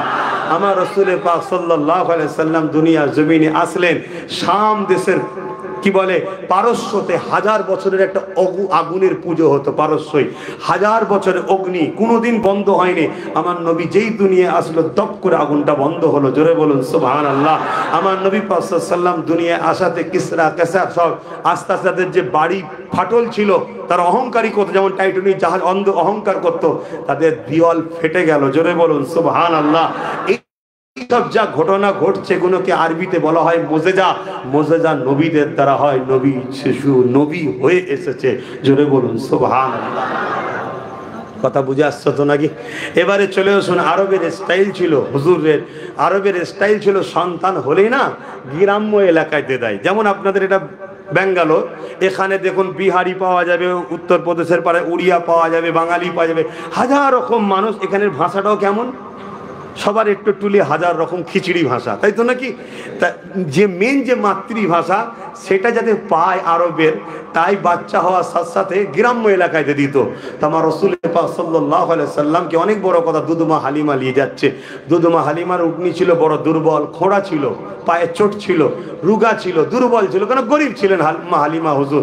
আমার নবীকে যেই কোলে করে উঠলো, অমনি দুম্বা ওই উটনি বড় শক্তিশালী মজবুত হয়ে গেল। জোরে বলুন সুবহানাল্লাহ। আম্মা হালিমা বুঝতে পেরেছে কারিশমাই বাচ্চার থেকে হচ্ছে, কিছু একটা হবে, কিন্তু বাচ্চা নবী হবে তখনও জানতো না। এখানে আরো একটা কথা আপনাদেরকে শোনাবো, আশা রাখছি যাদের দিলে নবীর প্রেম আছে তাদের মুখ হাসিতে ফুটে যাবে। জোরে বলুন সুবহানাল্লাহ। নবী শোনেন, মুমিন আর মুনাফিক চিনতে গেলে হুজুরকে সামনে আনতে হয়। নামাজ দিয়ে চেনা যায় না, রোজা দিয়ে চেনা যায় না, হজ দিয়ে চেনা যায় না, কোরআন তেলাওয়াতে চেনা যায় না, দাড়িতে চেনা যায় না, টুপিতে চেনা যায় না। আরে দাড়ি তো শিখ পাঞ্জাবিদের আছে, রবীন্দ্রনাথ টেগোরেরও আছে, তা কি করব আমি? মুমিন চিনতে গেলে হুজুরকে সামনে আনতে হয়। হুজুরের কথা শুনে যার চেহারায় খুশি ফুটবে, জানতে হবে দিলে ইমানের নূর আছে। জোরে বলুন সুবহানাল্লাহ। হতে পারে তার ডালপালা, গাছপালা, ফল টল, পাতাগুলো একটু কম, তার মানে আমল কম, কিন্তু এর ভিতটা মজবুত আছে, গোড়া মজবুত আছে, আজ কম কালকে অনেক বড় হবে। জোরে বলুন সুবহানাল্লাহ। আমি যে কথা বলতে যাচ্ছিলাম, একটা হাদিস আমরা সবাই জানি, কি হযরতে ফারুক আজম যখন কাবা তওয়াফ করতে যাচ্ছিলেন, তওয়াফ করার সময় হাজারে আসওয়াদের সামনে গেলেন, যে বলেছিল পাথরকে, পাথর তুই একটা পাথর, তুমি আমার নাফাও দিতে পারবি না, উপকারও করতে পারবি না, আর ক্ষতিও করতে পারবি না, কিন্তু আমি দেখেছি হুজুরের ঠোঁট লেগেছে, হুজুরের লাভ লেগেছে, তাই আমি তোকে চুমা দিচ্ছি। জোরে বলুন সুবহানাল্লাহ। হযরতে আলী রাদিয়াল্লাহু তাআলা আন পাশে দাঁড়িয়েছিলেন। হযরতে আলী হুজুরকে কি বলা হয়? এলেমের দরজা। জোরে বলুন সুবহানাল্লাহ। নবী বললেন আমি এলেমের শহর, হযরতে মাওলা আলী হলেন এলেমের দরজা। তা হযরতে আলী হুজুর সঙ্গে সঙ্গে এলেমের দরজা খুললো। কি খুললো? ও ভাই ওমর, পাথর ঠিকই কথা, উপকারও করতে পারে না, ক্ষতি করতে পারে না, কিন্তু এটা সে পাথর নয়, এ পাথরকে আল্লাহ বড় পাওয়ার, শান, মর্যাদা দিয়ে পাঠিয়েছে। জোরে বলুন সুবহানাল্লাহ। এই পাথরের দুটো কাজ। কটা কাজ? কটা কাজ? দুটো। যখন কোনো মুমিন এসে পাথরকে চুমা দেয়, তার গুনাহ জীবনে যা থাকে পাথর টেনে নেয়, জোরে বলুন সুবহানাল্লাহ। আর কোনো মুনাফিক যখন এই পাথরকে চুমা দেবে, এর ফটো স্ক্যান হয়ে রয়ে গেল, কিয়ামতের দিন বলবে আল্লাহ এই মুনাফিক ছিল। শুনছেন না শোনেননি? হাজারে আসাদে চুমা দিবার জন্য মারপিট করছে। ওহ, কিভাবে গুনাহ মাফ হবে? বুকা কুতে গেলে ইসলামে ঠেলাঠেলি করা হারাম, আর চুমা দিয়া সুন্নাত। সুন্নাত করতে গিয়ে হারাম কাজ করে ফেলছে, হুঁশি নাই। কথা বুঝে আসছে? আমি যখন গিয়েছিলাম, আমি তো ওইভাবে কোনোভাবেই হলো না। লাস্টে নামাজের সময় হয়ে যায়, হাজি সালাত তারিখ সালাত বলছে, আমি দাঁড়িয়ে গেছি। দাঁড়াবার পরই মুরব্বীদের ঘরে ধরে ধরে সব চুমা দিচ্ছে, বয়স্ক লোকেদের ঘরে। তারা বেচারি পারে না বলে। তো আমি চিন্তা করছি, আল্লাহ আমি যদি ঢুকি তো বার করে দেবে, কেন? তো মুরব্বী নয়। 16 গিয়েছিলাম, 16, তখন তো আরো জন ছিলাম। যখন গেছি আমাকে দেখছে, পুলিশগুলো দেখছে, আর আমি ইচ্ছা করে একটু কুঁজো ভাঁড় লিচ্ছি, যাতে করে দূর থেকে মনে করে মুরব্বী। কিন্তু পুলিশটা হেসে ফেলেছে, কিছু বলেনি। সব কেসমতের ব্যাপার, সে কি আর বোঝে না? যাওয়ার পরে আল্লাহ চান্স মিলিয়েছে, বলুন আলহামদুলিল্লাহ। তো যাক, আমি যেটা বলতে চাইছি, এই পাথরে চুমো দিলে, মোমেন যদি চুমা দেয়, মোমেনকে যে রসুলকে জানের থেকে বেশি ভালোবাসে, জোরে বলুন সুবহানাল্লাহ। যার দিলের থেকেও কাছে হুজুর আছে, জোরে বলুন সুবহানাল্লাহ। আল্লাহ কোথায় আছে? আমাদের শাহরগের থেকেও কাছে। কোথায় আছে? শাহরগের থেকেও কাছে। শাহরগ যদি কেটে যায়, কিছু সময় হলেও মানুষ বেঁচে যায়, কিন্তু জান বেরিয়ে গেলে মানুষ বাঁচে? হুজুর জানের থেকেও কাছে, জোরে বলুন সুবহানাল্লাহ। হুজুরকে জানের থেকেও কাছে কে করেছে? কেন করেছে? আল্লাহ এত দূরে আছে, হুজুর কারো বেশি ঠেলে দিয়েছে কেন? না, হুজুর তো ধরে নিয়ে আসবে। কথা বুঝে আসছে না? নাই, যে ধরে নিয়ে আসবে তাকেই তো কাছে আসতে হবে। কারণ আল্লাহকে ছোঁয়া যায় না, ধরা যায় না, অনুভব করা যায় না। হুজুরকে ছোঁয়াও যায়, ধরাও যায়, দেখাও যায়। তো ওটা হচ্ছে আমার পক্ষ থেকে মডেল। ওনাকে ধর, ছোঁ, আন, ওনার কাছে যা, উনি আমার কাছে নিয়ে আসবে। তো যাক, আমি যে কথা বলতে যাচ্ছিলাম, তাহলে হজরতে ওমর ফারুক হুজুর কি বলল? হুজুরের ঠোঁট লেগেছে। এখন প্রশ্ন, পাথরকে হুজুর চুমো দিয়েছে না পাথর হুজুরকে চুমা দিয়েছে? জোরে বলুন সুবহানাল্লাহ। এটা একটা প্রশ্ন হতে পারে না? পারে না? হ্যাঁ, এইটা একটু দেখা যাক। এ বিষয়ে একটা তারিখের কথা বলি। হযরতে দুদমা হালিমা মা রাসূলুল্লাহকে কোলে নিয়েছে। কোলে নিয়ে আল্লাহ কাবা দিয়ে রওনা দিয়েছে। কেননা হালিমা ভাবতে লেগেছে, আবার কবে মক্কায় আসা হবে না হবে, আল্লাহর ঘরকে একটু তওয়াফ করে নি। তওয়াফ তখনও ছিল। অনেকের ধারণা হুজুরের আব্বা আম্মা দিনের মধ্যে ছিল না, নাউজুবিল্লাহ। হুজুরের আব্বা আম্মা দাদা জান হযরত ইব্রাহিম নবীর দিনে ছিল। তিনারা বিশাল জান্নাতি রাদিয়াল্লাহু তাআলা। জোরে বলুন সুবহান। তো শুনছেন কেন? হুজুরের দাদার কাছে যখন আবরাহ বাদশা একটা লোক পাঠিয়েছিল, হুজুরের দাদাকে এসে সেজদা করেছিল। তখনকার সময় রাজাদের ঘরে সেজদা করা হতো। আমার নবী ওটাকে হারাম করে দিয়েছে। তার আগে ছিল সিস্টেম। কথা বুঝে আসছে? হুজুরের দাদা তখন কি বলেছিল? এই মাথা তোলো, সেজদা একমাত্র আল্লাহকে করবে। জোরে বলুন সুবহানাল্লাহ। এ থেকে বোঝা যাচ্ছে হুজুরের দাদা ইব্রাহিম নবীর দিনে ছিল। জোরে বলুন সুবহানাল্লাহ। যতদিন না হুজুর বলেছে আনা মুহাম্মদ রাসূলুল্লাহ, ততদিন পর্যন্ত ইব্রাহিম নবীর দিনে, মুসা নবীর দিনে, ইসাক নবীর দিনের ওপরে যারা কায়েম থেকে ইন্তেকাল করেছে সবাই জান্নাতি। কারণ তারা তো নবুয়তের উপরেই ঈমান রেখেছে। হুজুর বলে দিবার পর যারা হুজুরকে আর মানলো না, তাদের উপরে ফতোয়া। কথা বুঝে আসছে? এ নওজওয়ানেরা, আল্লাহ নবী নূহ নবীকে কোলে নিয়ে হযরতে হালিমা হুজুর এইভাবে রওনা দিতে লেগেছেন আল্লাহর কাবার কাছে। মন দিয়ে শুনবেন, নুকতাটা খুব ভালোবাসার ব্যাপার। আমরা যারা নবী নবী নবী নবী করে পাগল, আমাদের জন্য বড় ইন্টারেস্টের একটা ব্যাপার রয়েছে। কারণ নবীর শান যত বড় হয়, আমাদের দিলটা তত খুশি হয়ে যায়। আর এখানে আরেকটা কথা মনে রাখবেন, নবীর শান মর্যাদা যত আলোচনা হবে, যত বড় হবে, মনে রাখবেন তত আল্লাহরই মর্যাদার কথা বলা হবে। কেননা নবীকে শানওয়ালা বানিয়েছেন যিনি, তিনি হলেন আল্লাহ পাক। ঠিক তো নাকি? এই জিনিসটা দামি, এই মোবাইলটা দামি, এই ঘড়িটা দামি, এই গাড়িটা ভালো। কেন? কোম্পানি কোম্পানির নাম হয়, ঠিক না?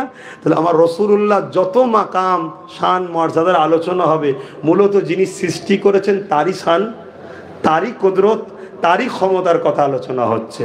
কেন তিনিই তো তৈরি করেছেন। তিনি কে? আমার নবীকে কে বানিয়েছে? অসুবিধা হচ্ছে নাকি? এ নওজওয়ানেরা, হযরত দুদমা হালিমা বলেন, আমি মুহাম্মদ রাসূলুল্লাহ গেলে শিশু নবীকে নিয়ে, তখন নবী হবে এটা হালিমা জানতো না। এমন করে তিনি কোলে করে নিয়ে আমার এমন করে কাবার সামনে যেতে লাগলেন। হযরত হালিমা বলতে লাগলেন, এই জান্নাতি পাথরটাকে মুহাম্মদকে একটু চুমা খাওয়ায়। কেন জান্নাতি পাথর? হালিমা জানে না এই পাথরটা তৈরি হয়েছে ইনার নূর থেকে। কেন জান্নাত তৈরি হয়েছে আমার রাসূলুল্লাহ নূর থেকে। জান্নাতকে জিজ্ঞাসা করা হয়েছে, জান্নাতে তোর জন্য তো আমরা পাগল, তোর জান্নাতটাকে? জান্নাত বলছে, আমার জান্নাত হলো মুহাম্মাদুর রাসূল। এ নওজওয়ান তরুণেরা, হযরত দুদমা হালিমা বলেন, যখন আমি এই নিয়ত করে মুহাম্মদ রাসূলকে এই পাথরকে চুমা দেবো বলে আর কোল থেকে যখন আঘাতে লাগলাম, আমি হালিমা অবাক হয়ে গেলাম। ওই কাবায় লেগে থাকা পাথরটা শূন্যে ভেসে যেমন চুম্বক টানে আমার রাসূলুল্লাহ ঠোঁটে লেগে যায়।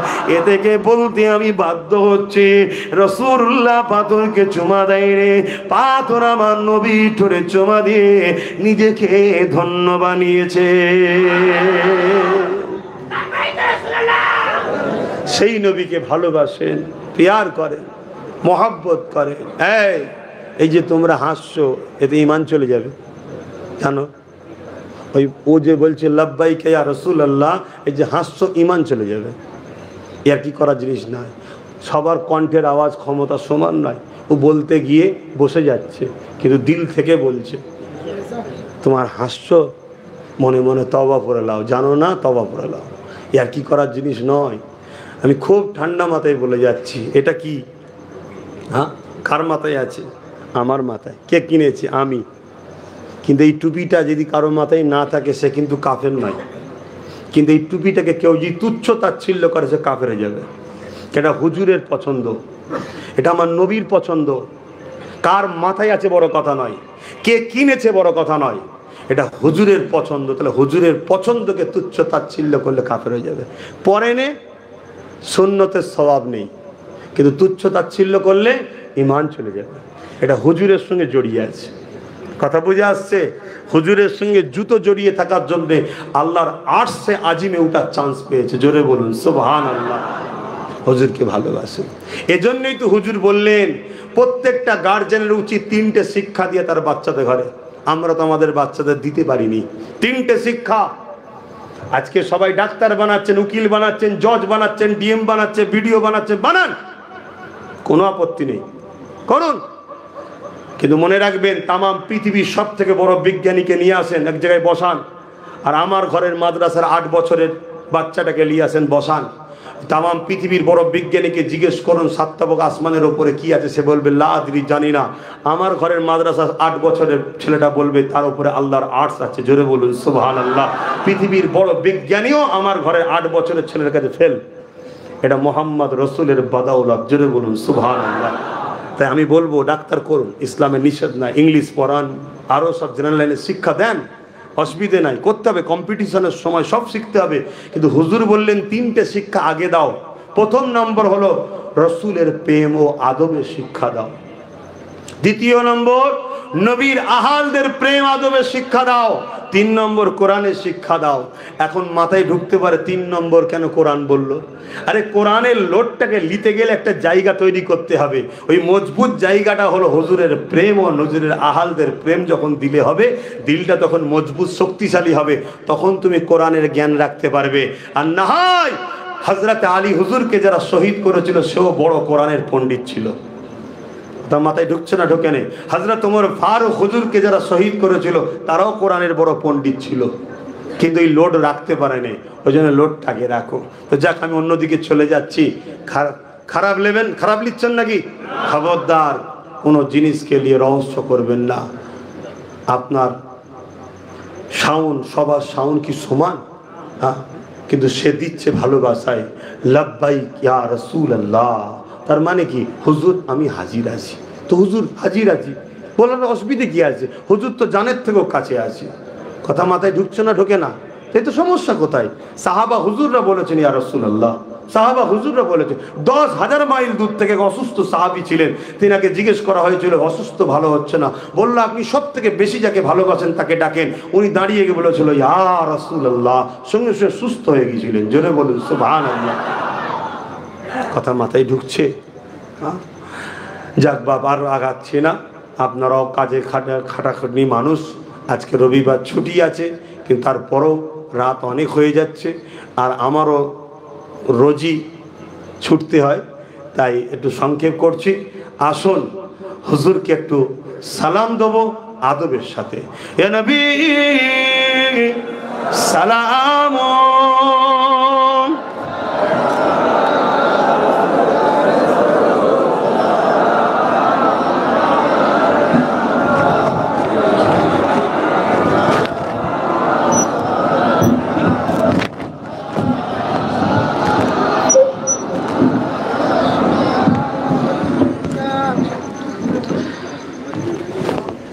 আমরা দরুদ শরীফ পড়ি বসে। दरूद शरीफ पढ़ी की करे बोसे, क्या दरूद पढ़ने से उजरात मिलते हैं, सवाब नेकियां मिलते हैं, इसीलिए बैठ के दरूद पढ़ते हैं और सलाम खड़े होके देते हैं, क्योंकि जब हम सलाम देंगे मेरे नबी जवाब देंगे तब आदब के साथ हम हुजूर का जवाब लेंगे। बोलिए सुभान अल्लाह। किंतु ये दानानुटा लिए जोर जबरदस्ती करा, जोर जबरदस्ती करा এটা কিন্তু উচিত নয়। এটা প্রেমের ব্যাপার, ভক্তির ব্যাপার, দিলের ব্যাপার। কথা বুঝে আসছে? আপনারা দেখুন অনেকে জুতো পায়ে দিয়ে চলে এসেছেন হুজুরের মাহফিলে, আমি কিন্তু জুতো নিজেই খুলে উঠেছি, এটা আমার ভক্তি, যার যেমন ভক্তি। কথা বুঝে আসছে? কেন এটা আমার কাছে মেম্বারে নবাবী শরীফ, এখানে হুজুরের কথা হবে, কোরআনের কথা হবে, এই জন্য আমি ভক্তি দেখিয়েছি। এটা প্রেমের ব্যাপার, এটা জোর জবরদস্তি, প্রেম কখনো জোর করে হয় না, যার দিল থেকে যেটা বেরোয়। অতএব এটা কোনো শরীয়তের মাসলা ফতোয়া করার ব্যাপার নয়। কেন মাসলা ফতোয়া এখানে থাকে, ঈমান এখানে থাকে। মাসলা ফতোয়া কোথা থাকে?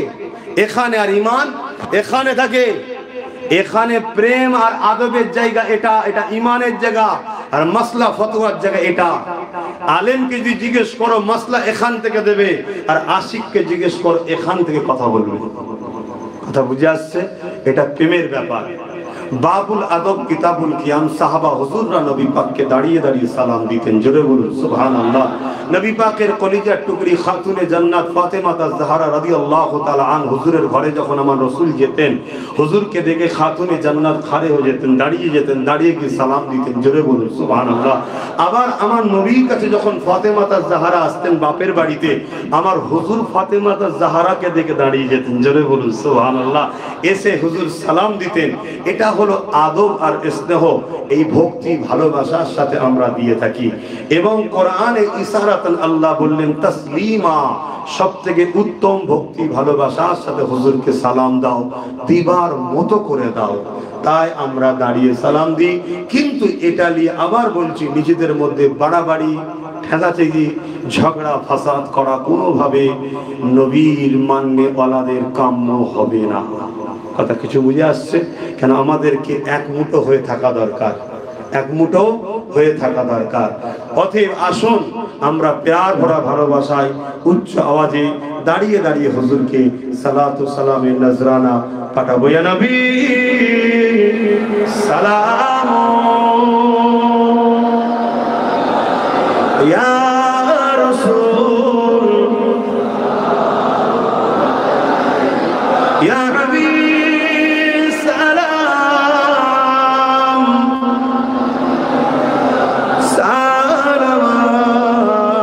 সালাওয়াতুল্লাহ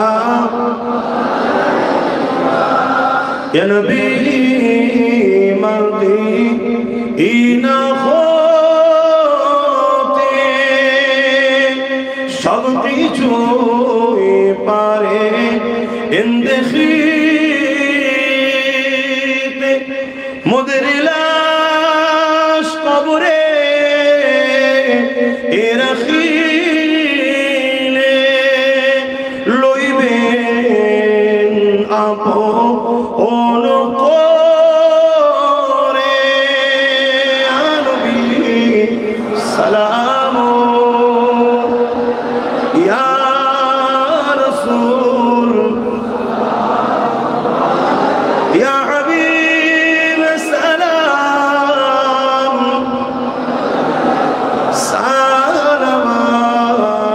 সালামাতুল্লাহ आप सुल्ताने मदीना महबूबे वहियो ओ सकीना नूर से मानो और सीना मुस्क से बहता पसीना या नबी सलाम या रसूल सलाम या हबीब सलाम सालवातुल्लाह সকলে বসুন বালাগাল উলা বিকামালি তসাবাতুনা বিজামালিহি হাসানাত জামিউ খসালিহি সাল্লু আলাইহি ওয়া আলিহি আল্লাহুম্মা সাল্লি আলা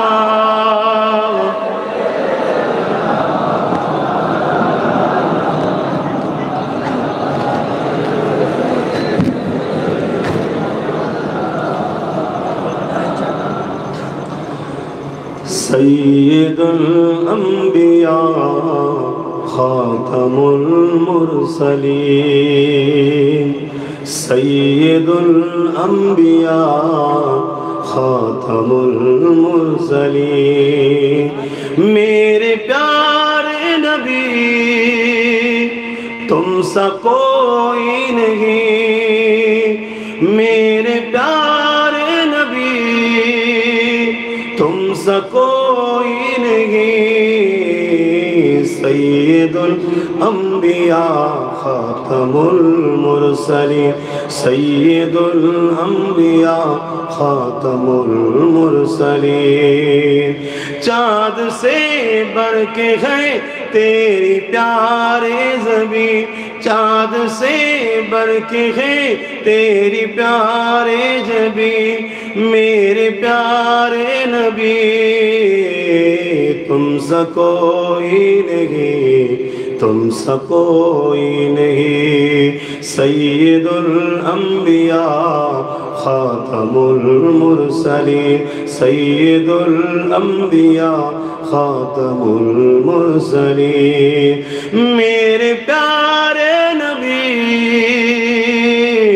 तुम सा कोई नहीं है सहाबा सितारे तो चाँद आप है सहाबा सितारे तो चाँद आप है बल्कि उस चाँद से ज्यादा अब हसीन बल्कि उस चाँद से ज्यादा अब हसीन सय्यदुल अंबिया खातमुल मुरसलीन सय्यदुल अंबिया खातमुल मुरसलीन मेरे प्यारे नबी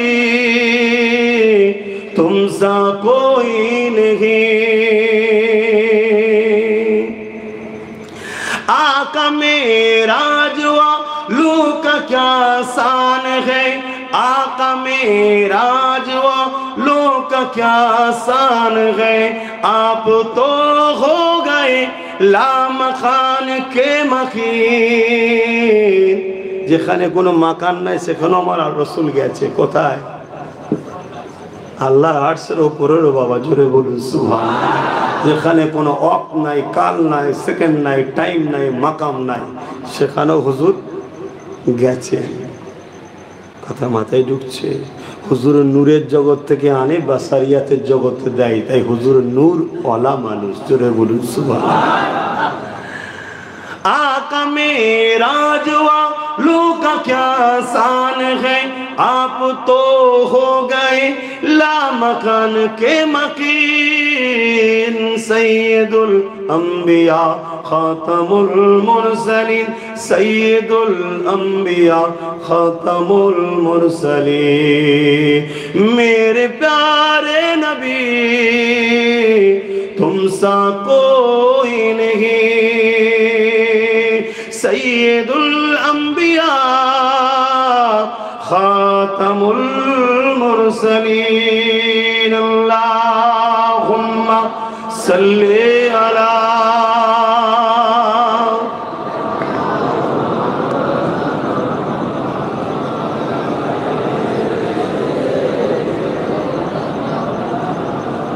আলহামদুলিল্লাহ। সংক্ষেপ করছি আমার আব্বাজানেরা, ভাইয়েরা, বিভিন্ন বাংলার জায়গা থেকে ছুটে ছুটে আপনারা এসেছে কাজ করতে। আল্লাহ আপনাদের রুজিতে কারবারে বরকত দিন, আল্লাহুম্মা আমিন। সকলে মিলে জুলে চলবেন, একে অপরের পাশে দাঁড়াবেন, সুখে দুঃখে দাঁড়াবেন, একে অপরের পাশে দাঁড়াবেন। মনে রাখবেন আল্লাহ বলেছে তোমরা আমাকে দুটো জিনিস দাও, তোমরা আমাকে দুটো জিনিস দাও। আল্লাহর কি কোনো জিনিসের প্রয়োজন আছে? না, দুটো জিনিস দাও। পহলে রুকু, खुदा ने बोला तुम सब हमें रुकू अदा करो। यदि তোমরা আমাকে রুকু দাও, আল্লাহ ওয়াদা করেছে আমি তোমরা যেখানেই থাকো আমার রিজিক কিন্তু তোমাদের কাছে আমি পৌঁছে দেবো। জোরে বলুন সুবহানাল্লাহ। তো রুকু দিলে রিজিক বাড়ে, রুকু। दूसरा হলো সিজদা। যখন সিজদা দেবেন আল্লাহর কুদরতি কদমে আমাদের কপালটা পড়বে। জোরে বলুন সুবহানাল্লাহ। যে আল্লাহ আমাদেরকে কত সুন্দর করে বানালো, দেখুন না, দুটো চোখ দিয়েছে, কান দিয়েছে, হাত দিয়েছে, পা দিয়েছে, সেই আল্লাহকে সিজদা দেন, রুকু দেন, সিজদা দেন। তা আমি বলবো প্রত্যেকেই, আপনি যদি খুব ব্যস্ত থাকেন কোনোদিন কারবারে, আপনি আপনার কারখানাতেই নামাজ আদায় করে নিন। নামাজকে ইচ্ছা করে কাজা করবেন না, নামাজ পড়ুন, নামাজ পড়ুন। নামাজ পড়লে আপনার অন্তরে শান্তি পাওয়া যাবে, নামাজ পড়লে বালা মুসিবত দূর হবে, নামাজ পড়লে রুজিতে বরকত হবে। নামাজ রসুল বলছেন আমার চোখের ঠান্ডা। জোরে বলুন সুবহানাল্লাহ। যদি আমরা হুজুরকে ভালোবাসি, হুজুরের চোখের ঠান্ডা হলো নামাজ, তাই নামাজ পড়ুন, হুজুর চোখে ঠান্ডা হবে। জোরে বলুন সুবহানাল্লাহ। হুজুর যখন চলে যাচ্ছেন দুনিয়া থেকে, আমাদের মধ্যে অনেকের আলোচনা আছে 12 রবিউল আউয়ালে হুজুর চলে গেছে, এটা সহি নয়। 12 রবিউল আউয়ালে হুজুর চলে গেছে, এটা সহি কথা নয়। কেন? হুজুর গেছেন 12 রবিউল আউয়ালে, এলিয়ে যেসব রয়াত আছে যেগুলো সব বেশিরভাগ মজবুত বিহীন, কথা বুঝে আসছে। হুজুর পাক সাল্লাল্লাহু আলাইহি সাল্লাম তিনি বলতে লেগেছেন যখন চলে যাচ্ছেন, হুজুর পাক সাল্লাল্লাহু আলাইহি সাল্লামের জবানে দুটো কথা ছিল, একটা হলো উম্মাত উম্মাত উম্মাত, दूसरा কথা ছিল সালাত সালাত সালাত, নামাজ নামাজ নামাজ। জোরে বলুন সুবহানাল্লাহ। নামাজই আমাদেরকে বুঝিয়ে দেয় আমরা অহংকারী নয়, নামাজই আমাদেরকে ফারাক করে দেয় আমরা মুশরিক নই, নামাজই আমাদেরকে বুঝিয়ে দেয় যে আমরা আল্লাহ তোমার দাস, তোমার দাসী, তাই তোমার কাছে আমরা মাথা নত করি। তাই নামাজ কোনোভাবে আমার যুবকরা ছাড়বেন না। যদি ব্যস্ত থাকেন, জামাতে যদি আসতে নাও পারেন, একা আদায় করে নেবেন। জামাতে পড়লে 27 গুণ সওয়াব বেশি, কিন্তু একা যে হবে না তা নয়, একা হবে। উম্মতে মুহাম্মাদির জন্য পুরো জমিনটাকে আল্লাহ মসজিদ করে দিয়েছে। জোরে বলুন সুবহানাল্লাহ। আপনি এমন একটা কাজে আছেন, খুব ব্যস্ত, আপনার অনেক বড় অর্ডার, দেখছেন আমি যেতে গেলে দেরি হবে, তা বলে আপনি নামাজ ওখানেই পড়েলেন, পড়লে কিন্তু কাজা করবেন না, সঙ্গে সঙ্গে আদায় করুন। এ বিষয়ে একটা ছোট্ট কথা বলে যাই, একটুখানি আমি এটা লিখছি, এটা ছোট্ট একটা কথা। সেটা হলো হযরতে মূসা আলাইহিস সালাম তুর পাহাড়ে গেছেন। তুর পাহাড়ে গিয়ে আল্লাহ পাককে সঙ্গে কথা বলছেন, কথা বলতে বলতে আল্লাহকে বলছেন, আল্লাহ আমি মূসা, সবাই শুনছেন তো নাকি? এটা একটুখানি খুব জোর 5 মিনিট, ওরে বাবা অনেক বেজে গেছে। মূসা আলাইহিস সালামকে বলছেন, আল্লাহকে বলছেন, আল্লাহ আমি তো আপনার সঙ্গে কথা বলেছি, আর কি কেউ আপনার সঙ্গে কথা বলবে? শুনছেন? মূসা আলাইহিস সালাম বললেন, যখন এ কথা বললেন, আল্লাহ তখন বলছে, মূসা তুমি আমার সঙ্গে কথা বলছো কোথায়? বলছে আল্লাহ তুর পাহাড়ে এসে। তুমি আমার সঙ্গে কথা বলছো, তোমার আমার বীজখানে ডিফারেন্স, দূরত্ব কত আছে? মুসা সাল্লাম বলছেন কতটা হবে আল্লাহ আপনি ভালো জানেন, তবে হয় আমি পাহাড়ের নিচে আপনি ওপরে। আল্লাহ বললেন না, তোমার আমার বীজখানে 70,000 নূরের পর্দা আছে। একটা নূরের পর্দার থেকে আরেকটা নূরের পর্দার রাস্তা হলো 70,000, এই 10,000 বছরের রাস্তা। জোরে বলুন সুবহানাল্লাহ। এ মুসা, তুমি আমার সঙ্গে কথা বলো টাইম ফিক্সড, কিছু সময়ের জন্য। আর আমার একদল স্পেশাল বান্দা বান্দি আছে, তারা আমার সঙ্গে যত খুশি কথা বলবে, যেখানে খুশি দাঁড়িয়ে কথা বলবে। তারা যখন কথা বলবে 70,000 নূরের পর্দা তুলে দিয়ে একেবারে সামনাসামনি কথা হবে। জোরে বলুন সুবহানাল্লাহ। মুসা আলাইহিস সালাম বলছেন আল্লাহ তারা কারা কি জানতে পারি?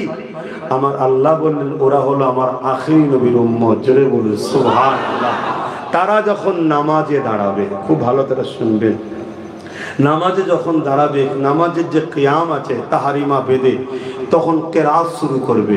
যতক্ষণ কোরআন পড়বে কোনো টাইম নেই, যতক্ষণ দিল চাইবে পড়বে, আমার সঙ্গে কথা হবে। জোরে বলুন সুবহানাল্লাহ।